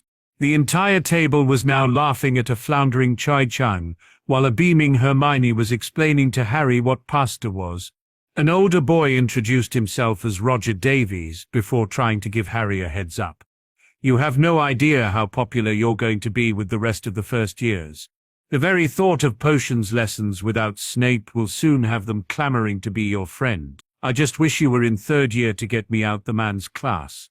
He's usually vile to anyone who's not a Slytherin, and that was before you announced to the entire hall he was a Death Eater." Harry glanced questioningly toward Hermione. Private tuition with Harry was always going to get a yes from her. He then turned his gaze to Padma. The girl was blushing furiously but quickly accepted. Some of the older students were telling us stories about his classes on the train, losing points for breathing too loudly. Harry again thought a young lady was pulling his leg until older members of his new house started recalling experiences that were even worse than that one. This was a situation they had not foreseen, and he would need to speak with his father before inviting anyone else to private potions lessons. As the stories of Snape's abuses got worse, the other 6 first-year claws were now casting longing glances in Harry's direction. He was sure, though, that Dumbledore would have his father coming to Hogwarts before the week was out. Harry could ask him then. Dumbledore was left having to make his planned announcements after the feast had finished. The headmasters avoid the 3rd-floor corridor unless you want to die a most painful death. Did not sit well on top of all that rich food. Hermione was looking along the Ravenclaw table for some guidance on how to react to that instruction. The shrugs of shoulders she received as answers had the young witch asking another question. He does know this is a school, right? The prefects led them out of the hall towards Ravenclaw Tower, their new home for the next 7 years. Penelope was busy explaining about the bronze door knocker, asking them to solve a riddle when the door unexpectedly opened. This particular puzzle was beyond the 2 Ravenclaw prefects, until the knocker itself provided the answer. A Hogwarts champion can go anywhere inside the castle. All doors are open to him. Okay. So if you can't solve the riddle, you need to wait for someone who can. Or just stick with Harry. Penelope may have intended that as a joke, but Hermione had already made her mind up that's what she was going to do, and not just so she could avoid answering riddles. They entered the Ravenclaw common room before being divided by gender, as the prefects also split to show each of them where they would be staying. Harry was pleased to see a single room, with a good-sized 4-poster bed waiting on him. He removed his shrunken trunk from his pocket, placing it at the bottom of his bed before restoring it to normal size. There were places for their clothes and not much else, though. The prefect explained this was to encourage the first years to study together, and there was a specific area of the common room set aside especially for them to do this. Harry headed back down the stairs to the common room and was not surprised to find Hermione waiting there. Harry felt he had to say something about earlier tonight. Thanks for standing by me down there, that meant a lot. I found it hard to believe you were ready to walk out of here after being so excited about coming to Hogwarts in the first place. Well, I was hoping to use the journey home to convince you about me attending Goblin school. This drew a slight laugh from Harry. A portkey would have had us to London in under a minute, not that I would have needed a lot of convincing, mind you. Thanks also for not asking loads of questions. I can see how hard that is for you sometimes. Hermione actually pouted at that.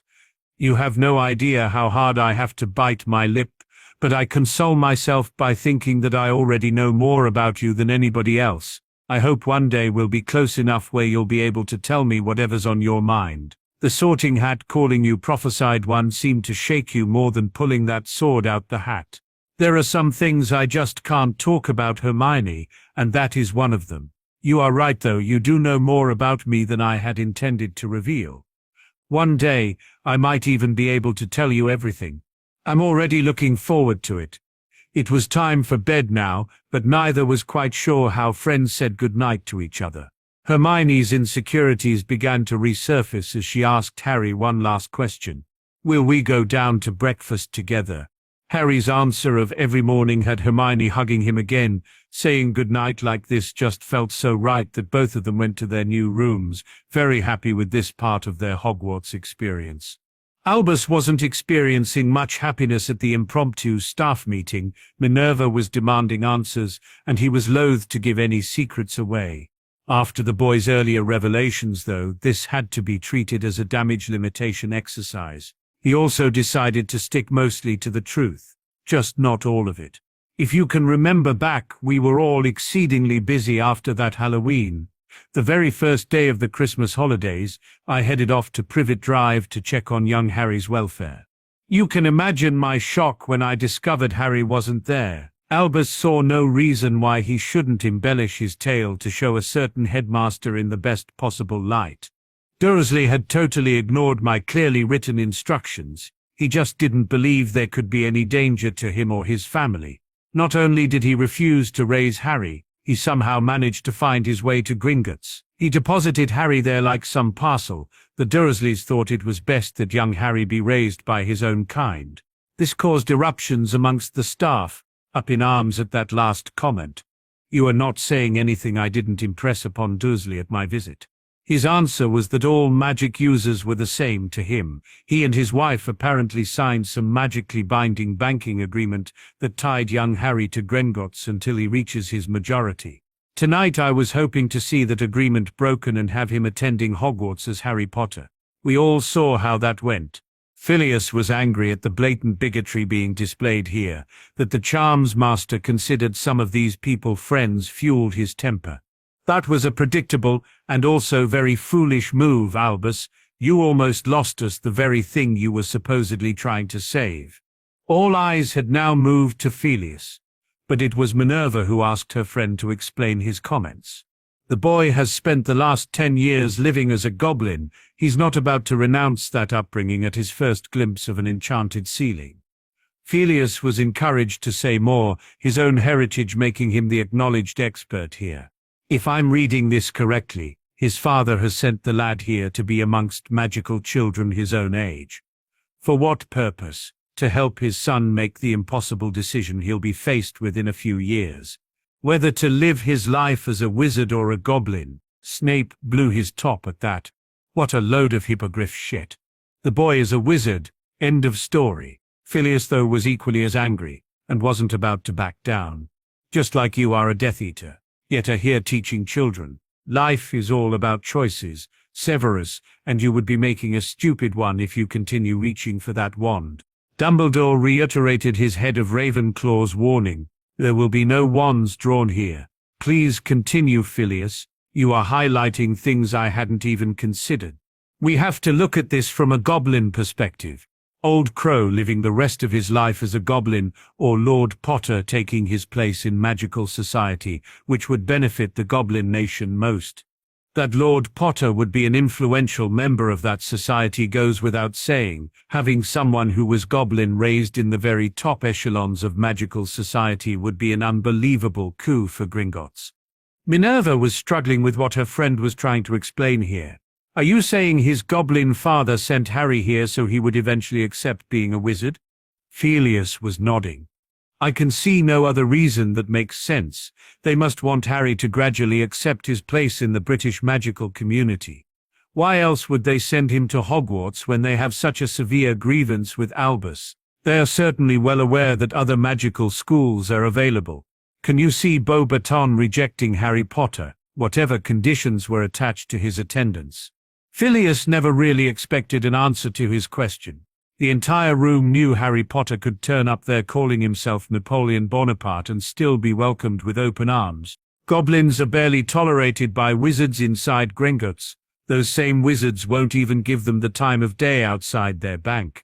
In the Muggle world, goblins stand out like clowns in a circus. Harry Potter singing the praises of goblins would go a long way to changing attitudes in our society, and perhaps even gain a toehold in the Muggle one too. We all know about Lily Evans' heritage, and it would appear young Harry has already befriended a Muggle-born witch. This was the best news Albus had heard all night. He was back in the game. Good, that will give me some bargaining tools when dealing with this goblin. I think we should meet Barchoke as soon as possible. Albus, you are already persona non grata with the goblins. Trying to make demands of Barchoke will get you nowhere and could see you kicked out the castle. In any choice between you and Harry, Hogwarts has already made her decision clear. He is her champion, a position last held by Godric Gryffindor, I believe. Minerva ignored Dumbledore's crestfallen expression and raised a real concern she had with teaching the lad. How is he going to manage in my class without a wand? Mr. Crow may be able to cope in subjects where one isn't needed, but charms, transfiguration, and defense all require one. Pomona Sprout had quickly recognized that Phileas was indeed the expert here. The head of Hufflepuff wanted to know just what effect having a goblin attend classes would have, and if she would need to give any special instructions to her puffs. Just treat Harry the same as any other first year. Phileas ignored Snake's sneering finally some sense, and continued with his advice. Please inform me if you come across any specific problems. I will approach him in regard to not having a wand tomorrow morning." Albus replied in that infuriatingly calm way of his, "You are of course correct in both your assumptions. Minerva, that is something that should never have been mentioned in such a public place." She had expected no other answer. "What about handling the school's finances would be good experience for you, Minerva. Give you practice for when you're headmistress. In light of the fact we now know you were barred from doing business with Gringotts at the time, would you agree you are a manipulative, lying bastard?" Minerva never gave Albus time to conjure more lies. She just kept right on after him. "Every time you told me Harry Potter was fine was nothing but a bloody lie. You had no idea of the child's condition or welfare. He could have been locked in a cupboard for all you knew. What will you do when this story breaks? As you know it must. My great age has at least taught me at least one thing. Problems are like bridges, best crossed when you come to them." "And the scar you wanted to leave young Harry with? It looks as if that was another of your decisions the goblins didn't agree with. It would appear so, Minerva. Since you've spent the last 10 years lying to me, you no longer have the right to use that name, headmaster. Oh, and get that thing out the 3rd floor corridor. Otherwise I'll go over your head and see it's taken care of myself. It would be a shame to have a decade of experience running this place and not get the chance to be headmistress. It goes or you do." Minerva marched out of Dumbledore's office. Her threat hung there, though, as real as any of the paintings in the room. "Pomona, could you please tell Minerva that there is really no point in heading for little whining?" The Dursleys had moved by the time I went back to have more discussions with them that summer. Pomona left to check on her friend, but Felius had a parting comment for the two who were going to remain. "Mr. Crow is a Ravenclaw, and bound by law not to associate with both of you. If I should discover either of you attempting to break that law, I'm willing to see how much of Master Silvershard's teachings I remember." Filius strode out of there, leaving 2 thoughtful figures behind. It was Snape who finally broke the painful silence. "Do you think the brat knows about the prophecy? The boy knows far too much for my liking." Hermione was up early and hurrying down to the common room. She didn't want there to be the slightest chance she would miss Harry for breakfast. Not only did she not miss Harry, Hermione ran right into him as he raced through the Ravenclaw entrance. This collision had an unexpected effect on the young witch. It solidified Hermione's views on the 3 faces of her friend. His first was clearly Harry, the boy who had sat and chatted for hours with her on the train yesterday. His second face was the one he showed the public. Hermione considered this his Harry Crow personality, with a touch of pride and prejudice thrown in for good measure. The young witch now had his 3rd persona clearly etched in her mind, and what a picture it was. Gone was any pretense of the suave Mr. Darcy. Hermione thought this Harry was more likely to be the son of Zeus and Hera. Here was a young Ares who was obviously in training, and he looked very good for it. His hair was tied back in a short ponytail, and Harry now wore his new sword strapped on his back. It was the Roman-like tunic, made of some animal hide, that really held her attention, though. That it fitted him like a second skin really emphasized his physique. Hermione couldn't help but think Harry was amazingly developed for someone his age. His tunic was as black as his hair and glistened nearly as much as a clearly sweating Harry. She also just happened to notice that the tunic stopped well above his knees. He offered his apology for running into her before mumbling something about needing a shower, saying he would be back down shortly. Harry then headed up the stairs at speed. Unable to take her eyes off him, Hermione watched Harry every step of the way. Hermione giggled to herself, laughing at the thought of her mum and dad's reactions to the first letter she would be writing home. Her parents were in for quite a few shocks from their bookish daughter. Not only did she have a best friend at Hogwarts, Hermione needed her mum to send some exercise clothes as soon as possible. If morning exercises made Harry look that good, then Hermione Granger just had to give it a try. Hermione was sitting at breakfast contemplating over her sausage, egg and bacon, how anyone's life could change as much as hers had in the space of just a few days. Of course, to say the boy sitting next to her played a part in that would be a massive understatement. The more she got to know Harry, the more of an enigma he became. Even his owl had to be different. Not only was it a beautiful snowy owl, Harry claimed it was a free spirit that would never allow herself to be placed in a cage. She'd flown ahead to Hogwarts and just arrived on his shoulder whenever he wanted to send a letter to his father. The graceful bird of prey had also taken Hermione's first letter home to Crawley. That this beautiful bird was named after a goblin Harry had read about in a history book was something she approved of. That was until she discovered the goblin's full name was Edget the Ugly, and the goblin was male. Harry shrugged it off as goblin humor, but Hermione felt an involuntary shudder travel down her spine. She suddenly had this image of Harry naming one of his children Albus Severus. That just wasn't funny no matter what culture you ran it through. Both men gave Hermione the creeps. For some reason, the headmaster seemed to embody everything her parents had continually warned their little girl about as she grew up. Don't talk to strangers, and never accept sweets from strangers had been recurring themes from her mum and dad. Perhaps it was because Hermione couldn't think of anyone she'd ever met being stranger than the headmaster. He tried hard to portray himself as a jovial grandfather figure, but every time he looked at Harry, his eyes betrayed him. This put Albus Dumbledore near the top of Hermione's shit list. Top spot was already taken though. The school's resident potions professor was way out in front. When Dumbledore looked at Harry, it was more covetous. Like Harry had something the headmaster really wanted. With Snape it was pure, unadulterated, and undisguised hatred. She was very grateful that they wouldn't have to take any strolls down to his dungeon lair. Snape just screamed black and white horror movie creep to the young witch. Give him a moustache he could twirl the ends of, and he would be the perfect archetypal villain. Suddenly she had this image of him as Dick Dastardly, with Malfoy starring as Muttley. Harry drew Hermione out of her daydreaming by offering a note for her thoughts. "Oh, I was just wondering about today's lessons. We've got Transfiguration this morning. You and Professor McGonagall didn't exactly hit it off at the sorting." Harry laughed at her last comment. "Well, that's certainly one way of putting it. Our lessons so far have been a really mixed bag. Herbology was great, and Professor Sprout really knows her stuff. History of magic was a joke. Harry, with your goblin sense of humor, that last remark could mean anything. We were learning about famous wizards and the impact they'd left on the world. How could anyone possibly make that sound boring?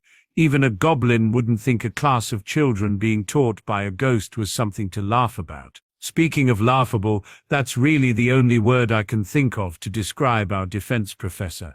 That loud red-headed Gryffindor broke wind as Quirrell walked past his desk, and our brave defense professor almost jumped 6 feet in the air with fright. Hermione was trying not to laugh at that memory. The defense professor appeared as nervous as a stray kitten in a dog pound. She agreed with Harry and added her own critique of the Hogwarts curriculum. "Charms looks really interesting, but I just wish we had gotten to try a few of them. Hopefully I'll get to use my wand in Transfiguration." They were interrupted by Edget swooping down with a letter for Harry and a parcel for Hermione. Harry's questioning raised eyebrow had Hermione blushing. "I asked my mum to send me some exercise clothes. I was hoping I could join you for a bit of training in the morning." This had Harry smiling. "Okay, but I think we should wait until Saturday morning before beginning. That will give you a couple of days to get used to the training without having to attend classes too." He then opened his own note, nodding as the news was expected. "My father is coming to Hogwarts tomorrow. We have a meeting with Dumbledore. I wonder if Master Flitwick knows. Father can decide tomorrow if we want him in there with us. We better head off to class." Harry was either stuck in some chivalrous period, or that goblin sense of humor was having a laugh at her expense. Either way, wherever they went, Harry offered his arm and she gratefully took it. She didn't know if this increased the whispering that followed Harry wherever he went, and didn't really care. Last night she was on his arm under the stars. It may have only been their astronomy lesson, but that's not the way Hermione chose to remember it. It was easily the most romantic night of her young life.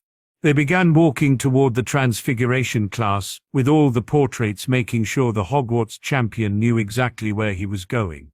Quite a number of the other first years had sussed this out, so they tended to have an entourage between classes. Padma usually stuck quite close to them and all three were fine with that.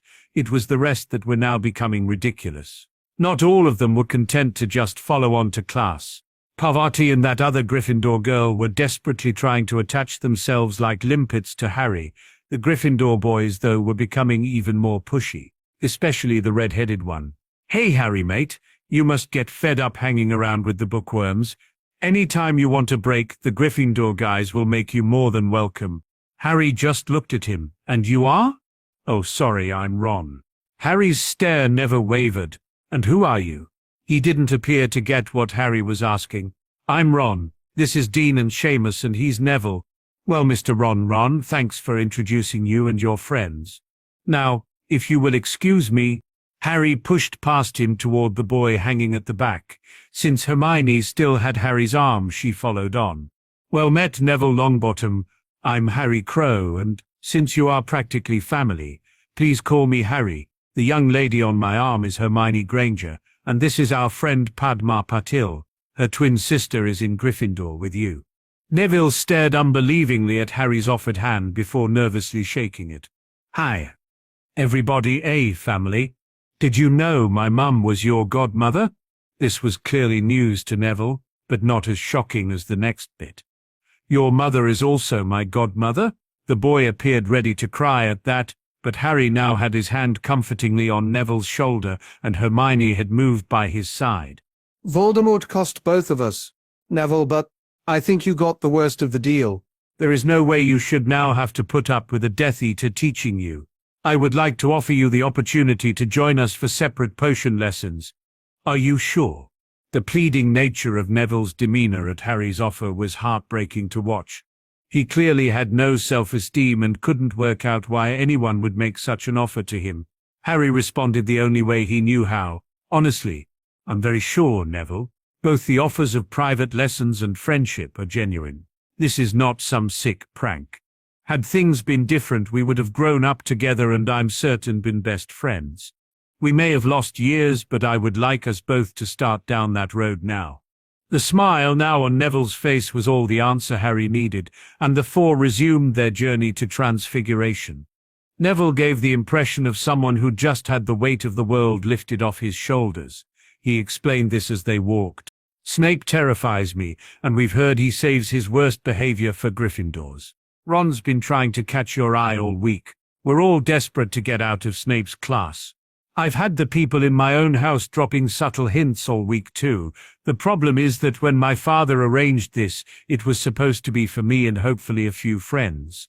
I can't really turn up with 3/4 of first year without talking to my father again. He's coming to Hogwarts tomorrow, so I might be able to help a few more out then, but I think I should offer places to my own house first.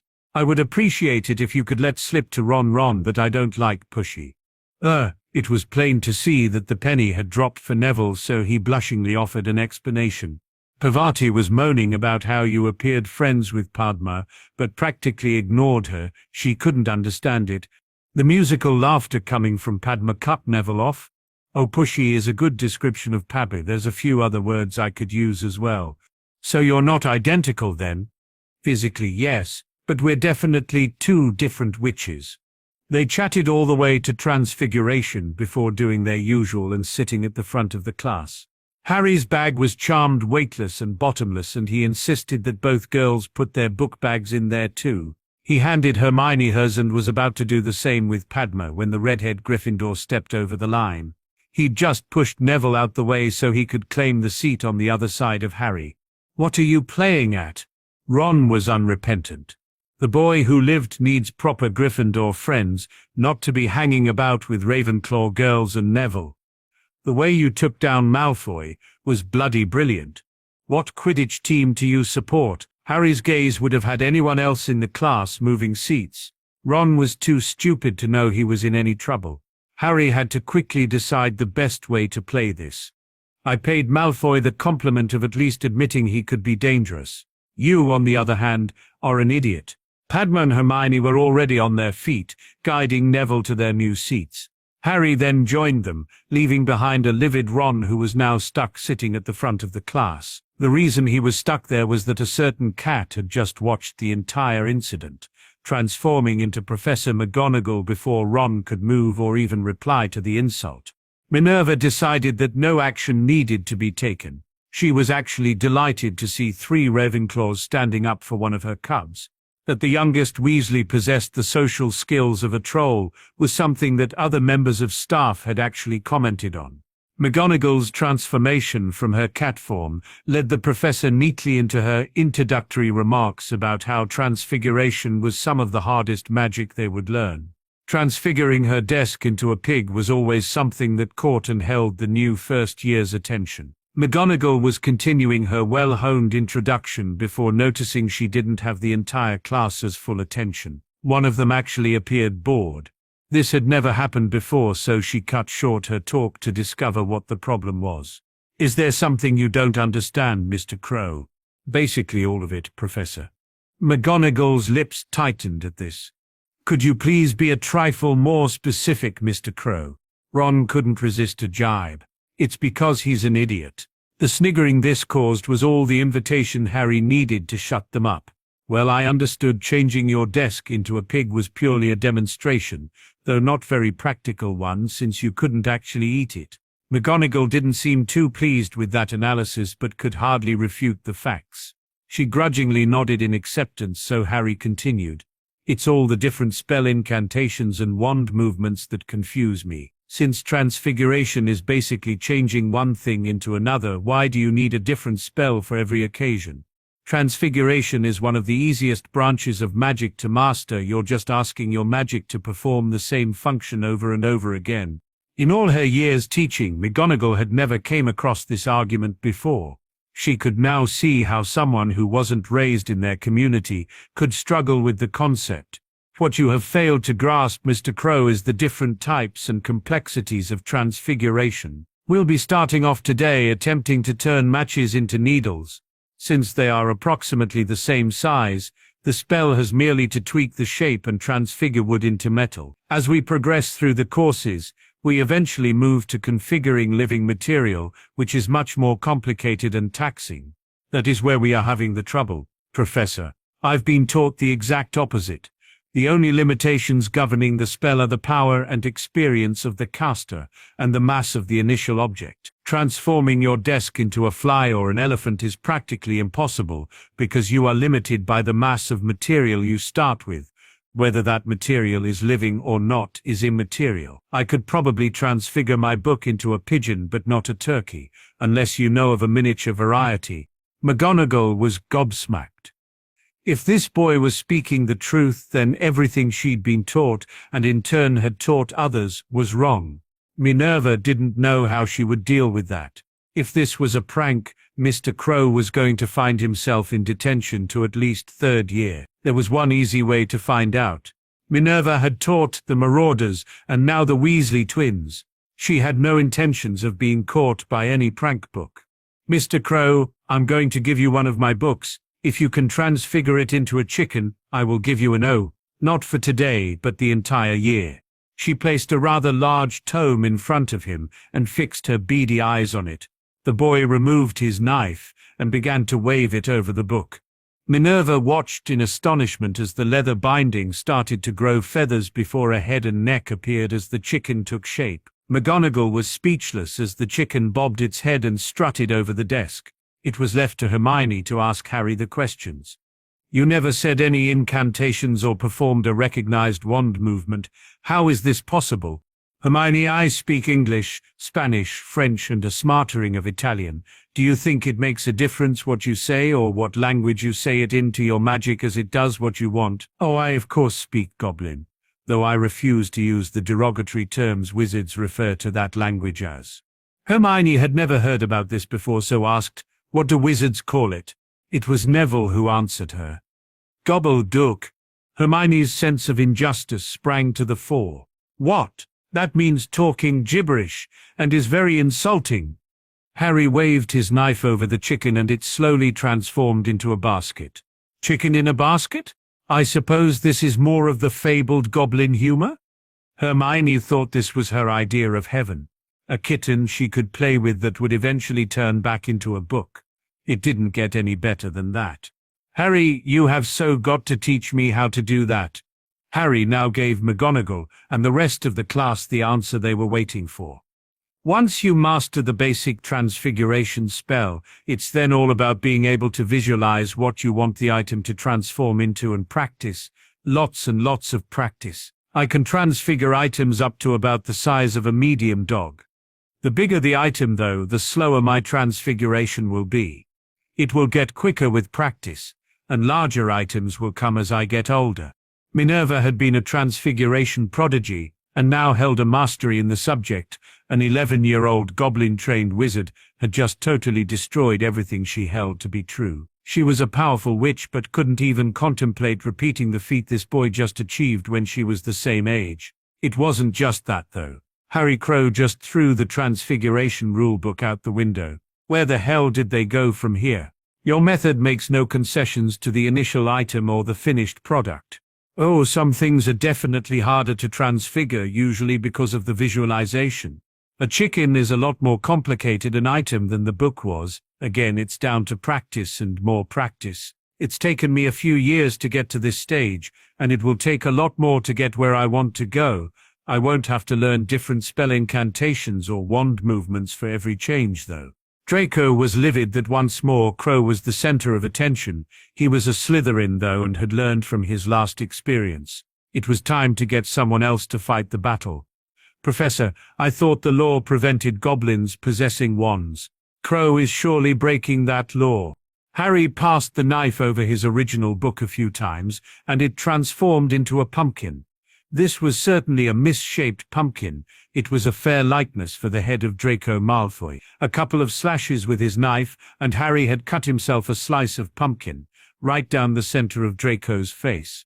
Any time Mr. Malfoy wants a demonstration that this is a knife, I will be more than happy to oblige. It's obviously not made of wood and doesn't have a recognized wand core running through it. Therefore, according to official ministry definition, it is not a wand. Before you quote the law, can I suggest that you at least look it up first? Minerva thought that might be all the prescribed first-year transfiguration book was good for now. As a demonstration tool, she placed the spell incantation on the blackboard, along with diagrams of the wand movements needed, before handing out the matches. Minerva then sat at her desk to see how this played out. As she expected, Miss Granger and the Ravenclaw Patil sister both looked to Harry, wanting to try his method. Minerva couldn't miss that the other Ravenclaws and Mr. Longbottom were also hanging on his every word, totally ignoring her instructions on the board. That 5 of this group, not including Mr. Crow, had successfully transformed their match before the lesson ended, meant that she would have to take this to the headmaster. In her 35 years teaching, her previous best result was 3 students performing the transformation before the end of their first period. Usually Minerva was lucky to get one. That none of the students who had stuck to the method on the board got anything like a needle just compounded the issue. She dismissed the excited class without moving from her desk. McGonagall had never lost control of a class before, but who would want to continue with the prescribed instructions when the Goblin method had just been proven to be clearly superior? She would have to approach Felius for access to Mr. Crow. Minerva desperately wanted to learn this different method of performing her craft. Her ears picked up at an altercation happening outside her class, and the professor was moving before she even realized it. Ron was raging. He'd been called an idiot in front of the entire class. If that wasn't bad enough, all he'd managed to do was set his match on fire while Neville produced a needle. Watching the boy who lived working with Neville had his jealously meter off the scale, especially after overhearing that Neville would be joining them for potions lessons tomorrow. He just had to say something. "Think you're pretty special now, showing the professors how to do magic?" Hermione was on Harry's arm and tried to steer him away from another confrontation. "Ignore him, Harry. I wasn't talking to you, bookworm. You knew who he was on the train but kept quiet about it. It's probably your fault he got stuck in Ravenclaw. The boy who lived should be in Gryffindor. Everybody knows that." Hermione couldn't believe the nerve of this clown. "You were right, Harry. He's an idiot." Ron wasn't about to take that from a girl. His wand was out and a curse fired before anyone realized what was going on. Harry jerked Hermione out of the curse's path, but that just saw it hit Padma. Harry then flew at Ron, slamming him into the wall and snapping his wand before he could fire off another curse. Harry was just about to start pounding on him when McGonagall's voice boomed out along the corridor. "Mr. Crow, stop this at once. What do you think you are doing?" "I think I'm stopping this idiot firing off any more curses in the corridor. Please check on Padma, Professor." He cast a curse at Hermione but hit Padma instead. Harry didn't release his grip on Ron, waiting to hear what the spell was first before deciding if beating him up was worth the detentions that were sure to follow if he did. Padma had trouble answering the inquiries after her health. Every time she opened her mouth, a large slug would slide over her lips and down her chin. She wasn't in any physical pain, but being disgusted and mortified at the same time was certainly painful enough. "Miss Granger, could you and her sister help the injured Miss Patil to the infirmary? Weasley and Crow, my classroom now. The rest of you get to lunch." Parvati and Hermione helped Padma off in the direction they'd been pointed while Harry practically threw Ron back into the classroom. The Gryffindor decided that he who got in first would be believed, and didn't even wait to be questioned. "Professor, he just attacked me for no reason, broke my wand too. I tried to stop him, but the curse hit that other girl. That was an accident." Harry sat calmly on the seat the professor had indicated, saying nothing before being asked a question. McGonagall duly obliged. "Well, Mr. Crow, can I hear your version of events?" Weasley here began shouting at us the instant we left the class. As this was what had alerted Minerva that something was going on, Harry was already being believed. He then made some ludicrous accusations against Miss Granger, who responded by pointing out he was an idiot. He took offense to the truth being spoken and fired a curse at her. I only just got Hermione out of its path. I then grabbed the idiot and pushed him against the wall. This must be what broke his wand. I was just about to punch him when you yelled for me to stop, so I reluctantly did. "He's lying, Professor. Ron stopped in mid-flow because Harry was now on his feet. It was his hand on the sword hilt that terrified him, though. "Calling me a liar is not something I will ever accept. Do you want to change your mind, or do we need to take this further?" Ron then proved he wasn't a complete idiot by changing his story to the truth. "I'm sorry, Professor, it was all my fault. I lost my temper. You also just lost 50 points from Gryffindor and will begin 2 weeks of detentions tonight. Now get out of my sight." Ron shot out of there, as McGonagall now turned her attention to Harry. "Mr. Crow, while I applaud your actions in defending your friends, I can't condone your conduct in attacking another student. I would have been there within seconds and dealt with the problem."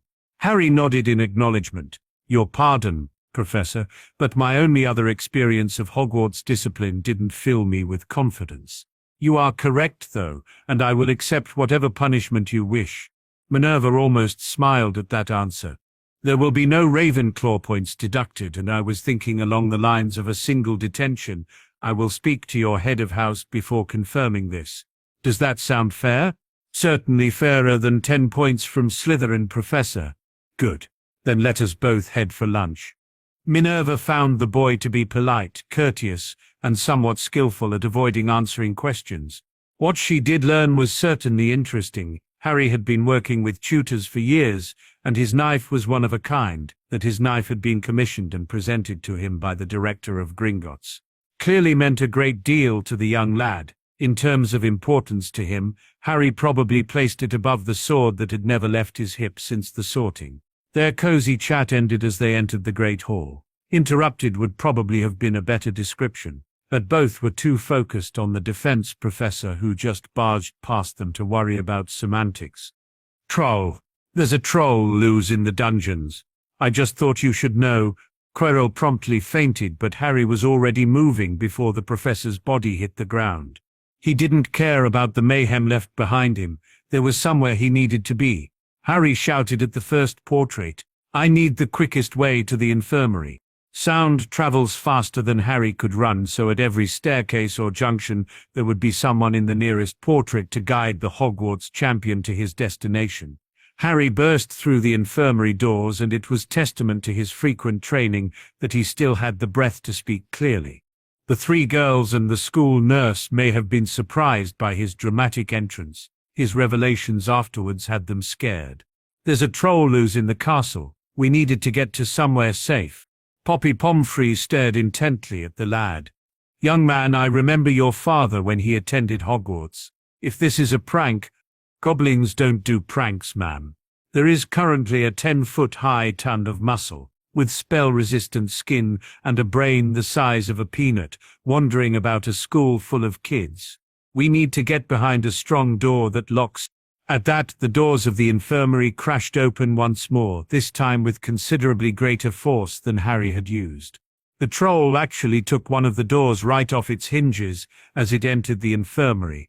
Poppy immediately placed herself between the children and the troll. She was a healer, though, not a fighter, and her spells were doing nothing more than enraging the beast further. "Ma'am, stop. I'll try and lead it back out of here." Harry pushed past her and raced to the side of the beast.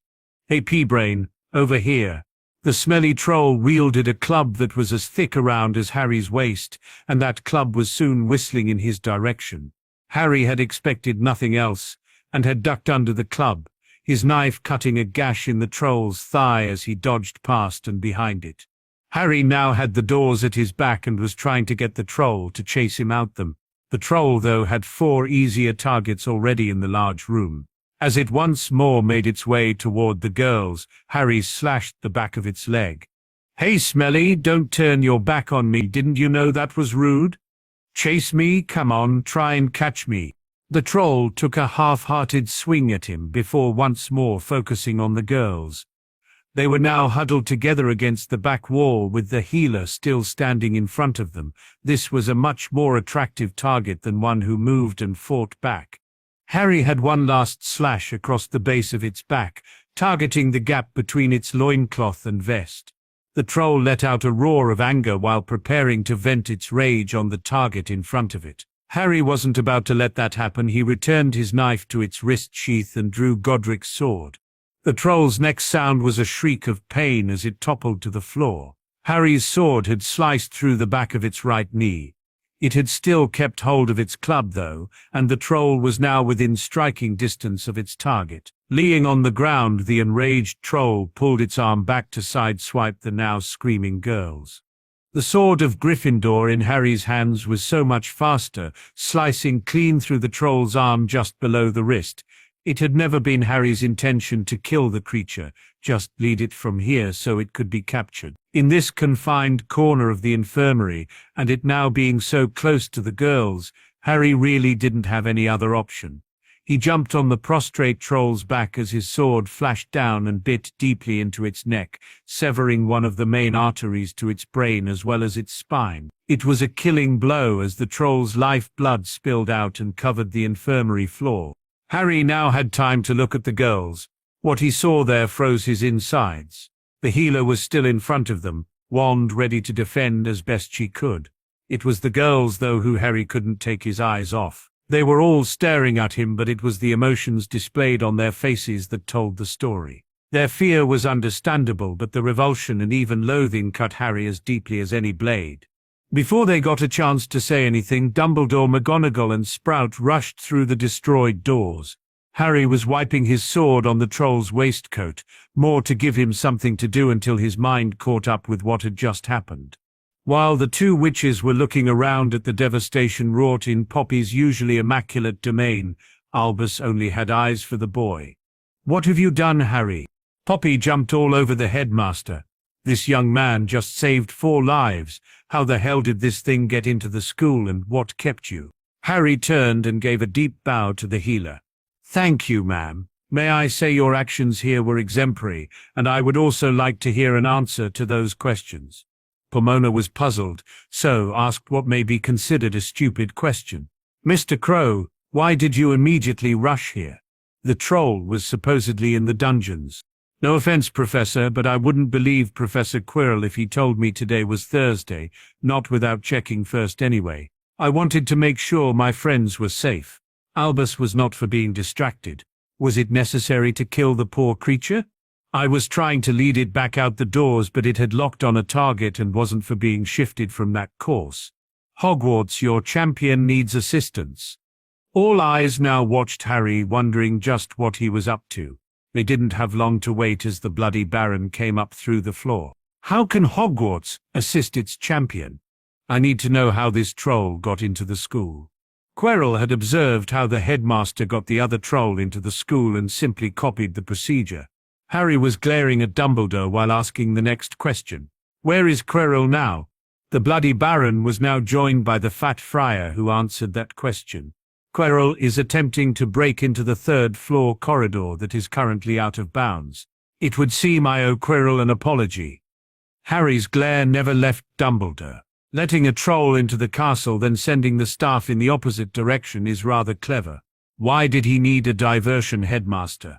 Is this something the staff will deal with, or must I head up there too? McGonagall grabbed Dumbledore and practically threw him out the infirmary. This is something the staff will deal with, Mr. Crow. Sprout quickly followed them out. In the moment of silence that followed their departure, Harry too started to leave the wrecked infirmary. Mr. Crow, where are you going?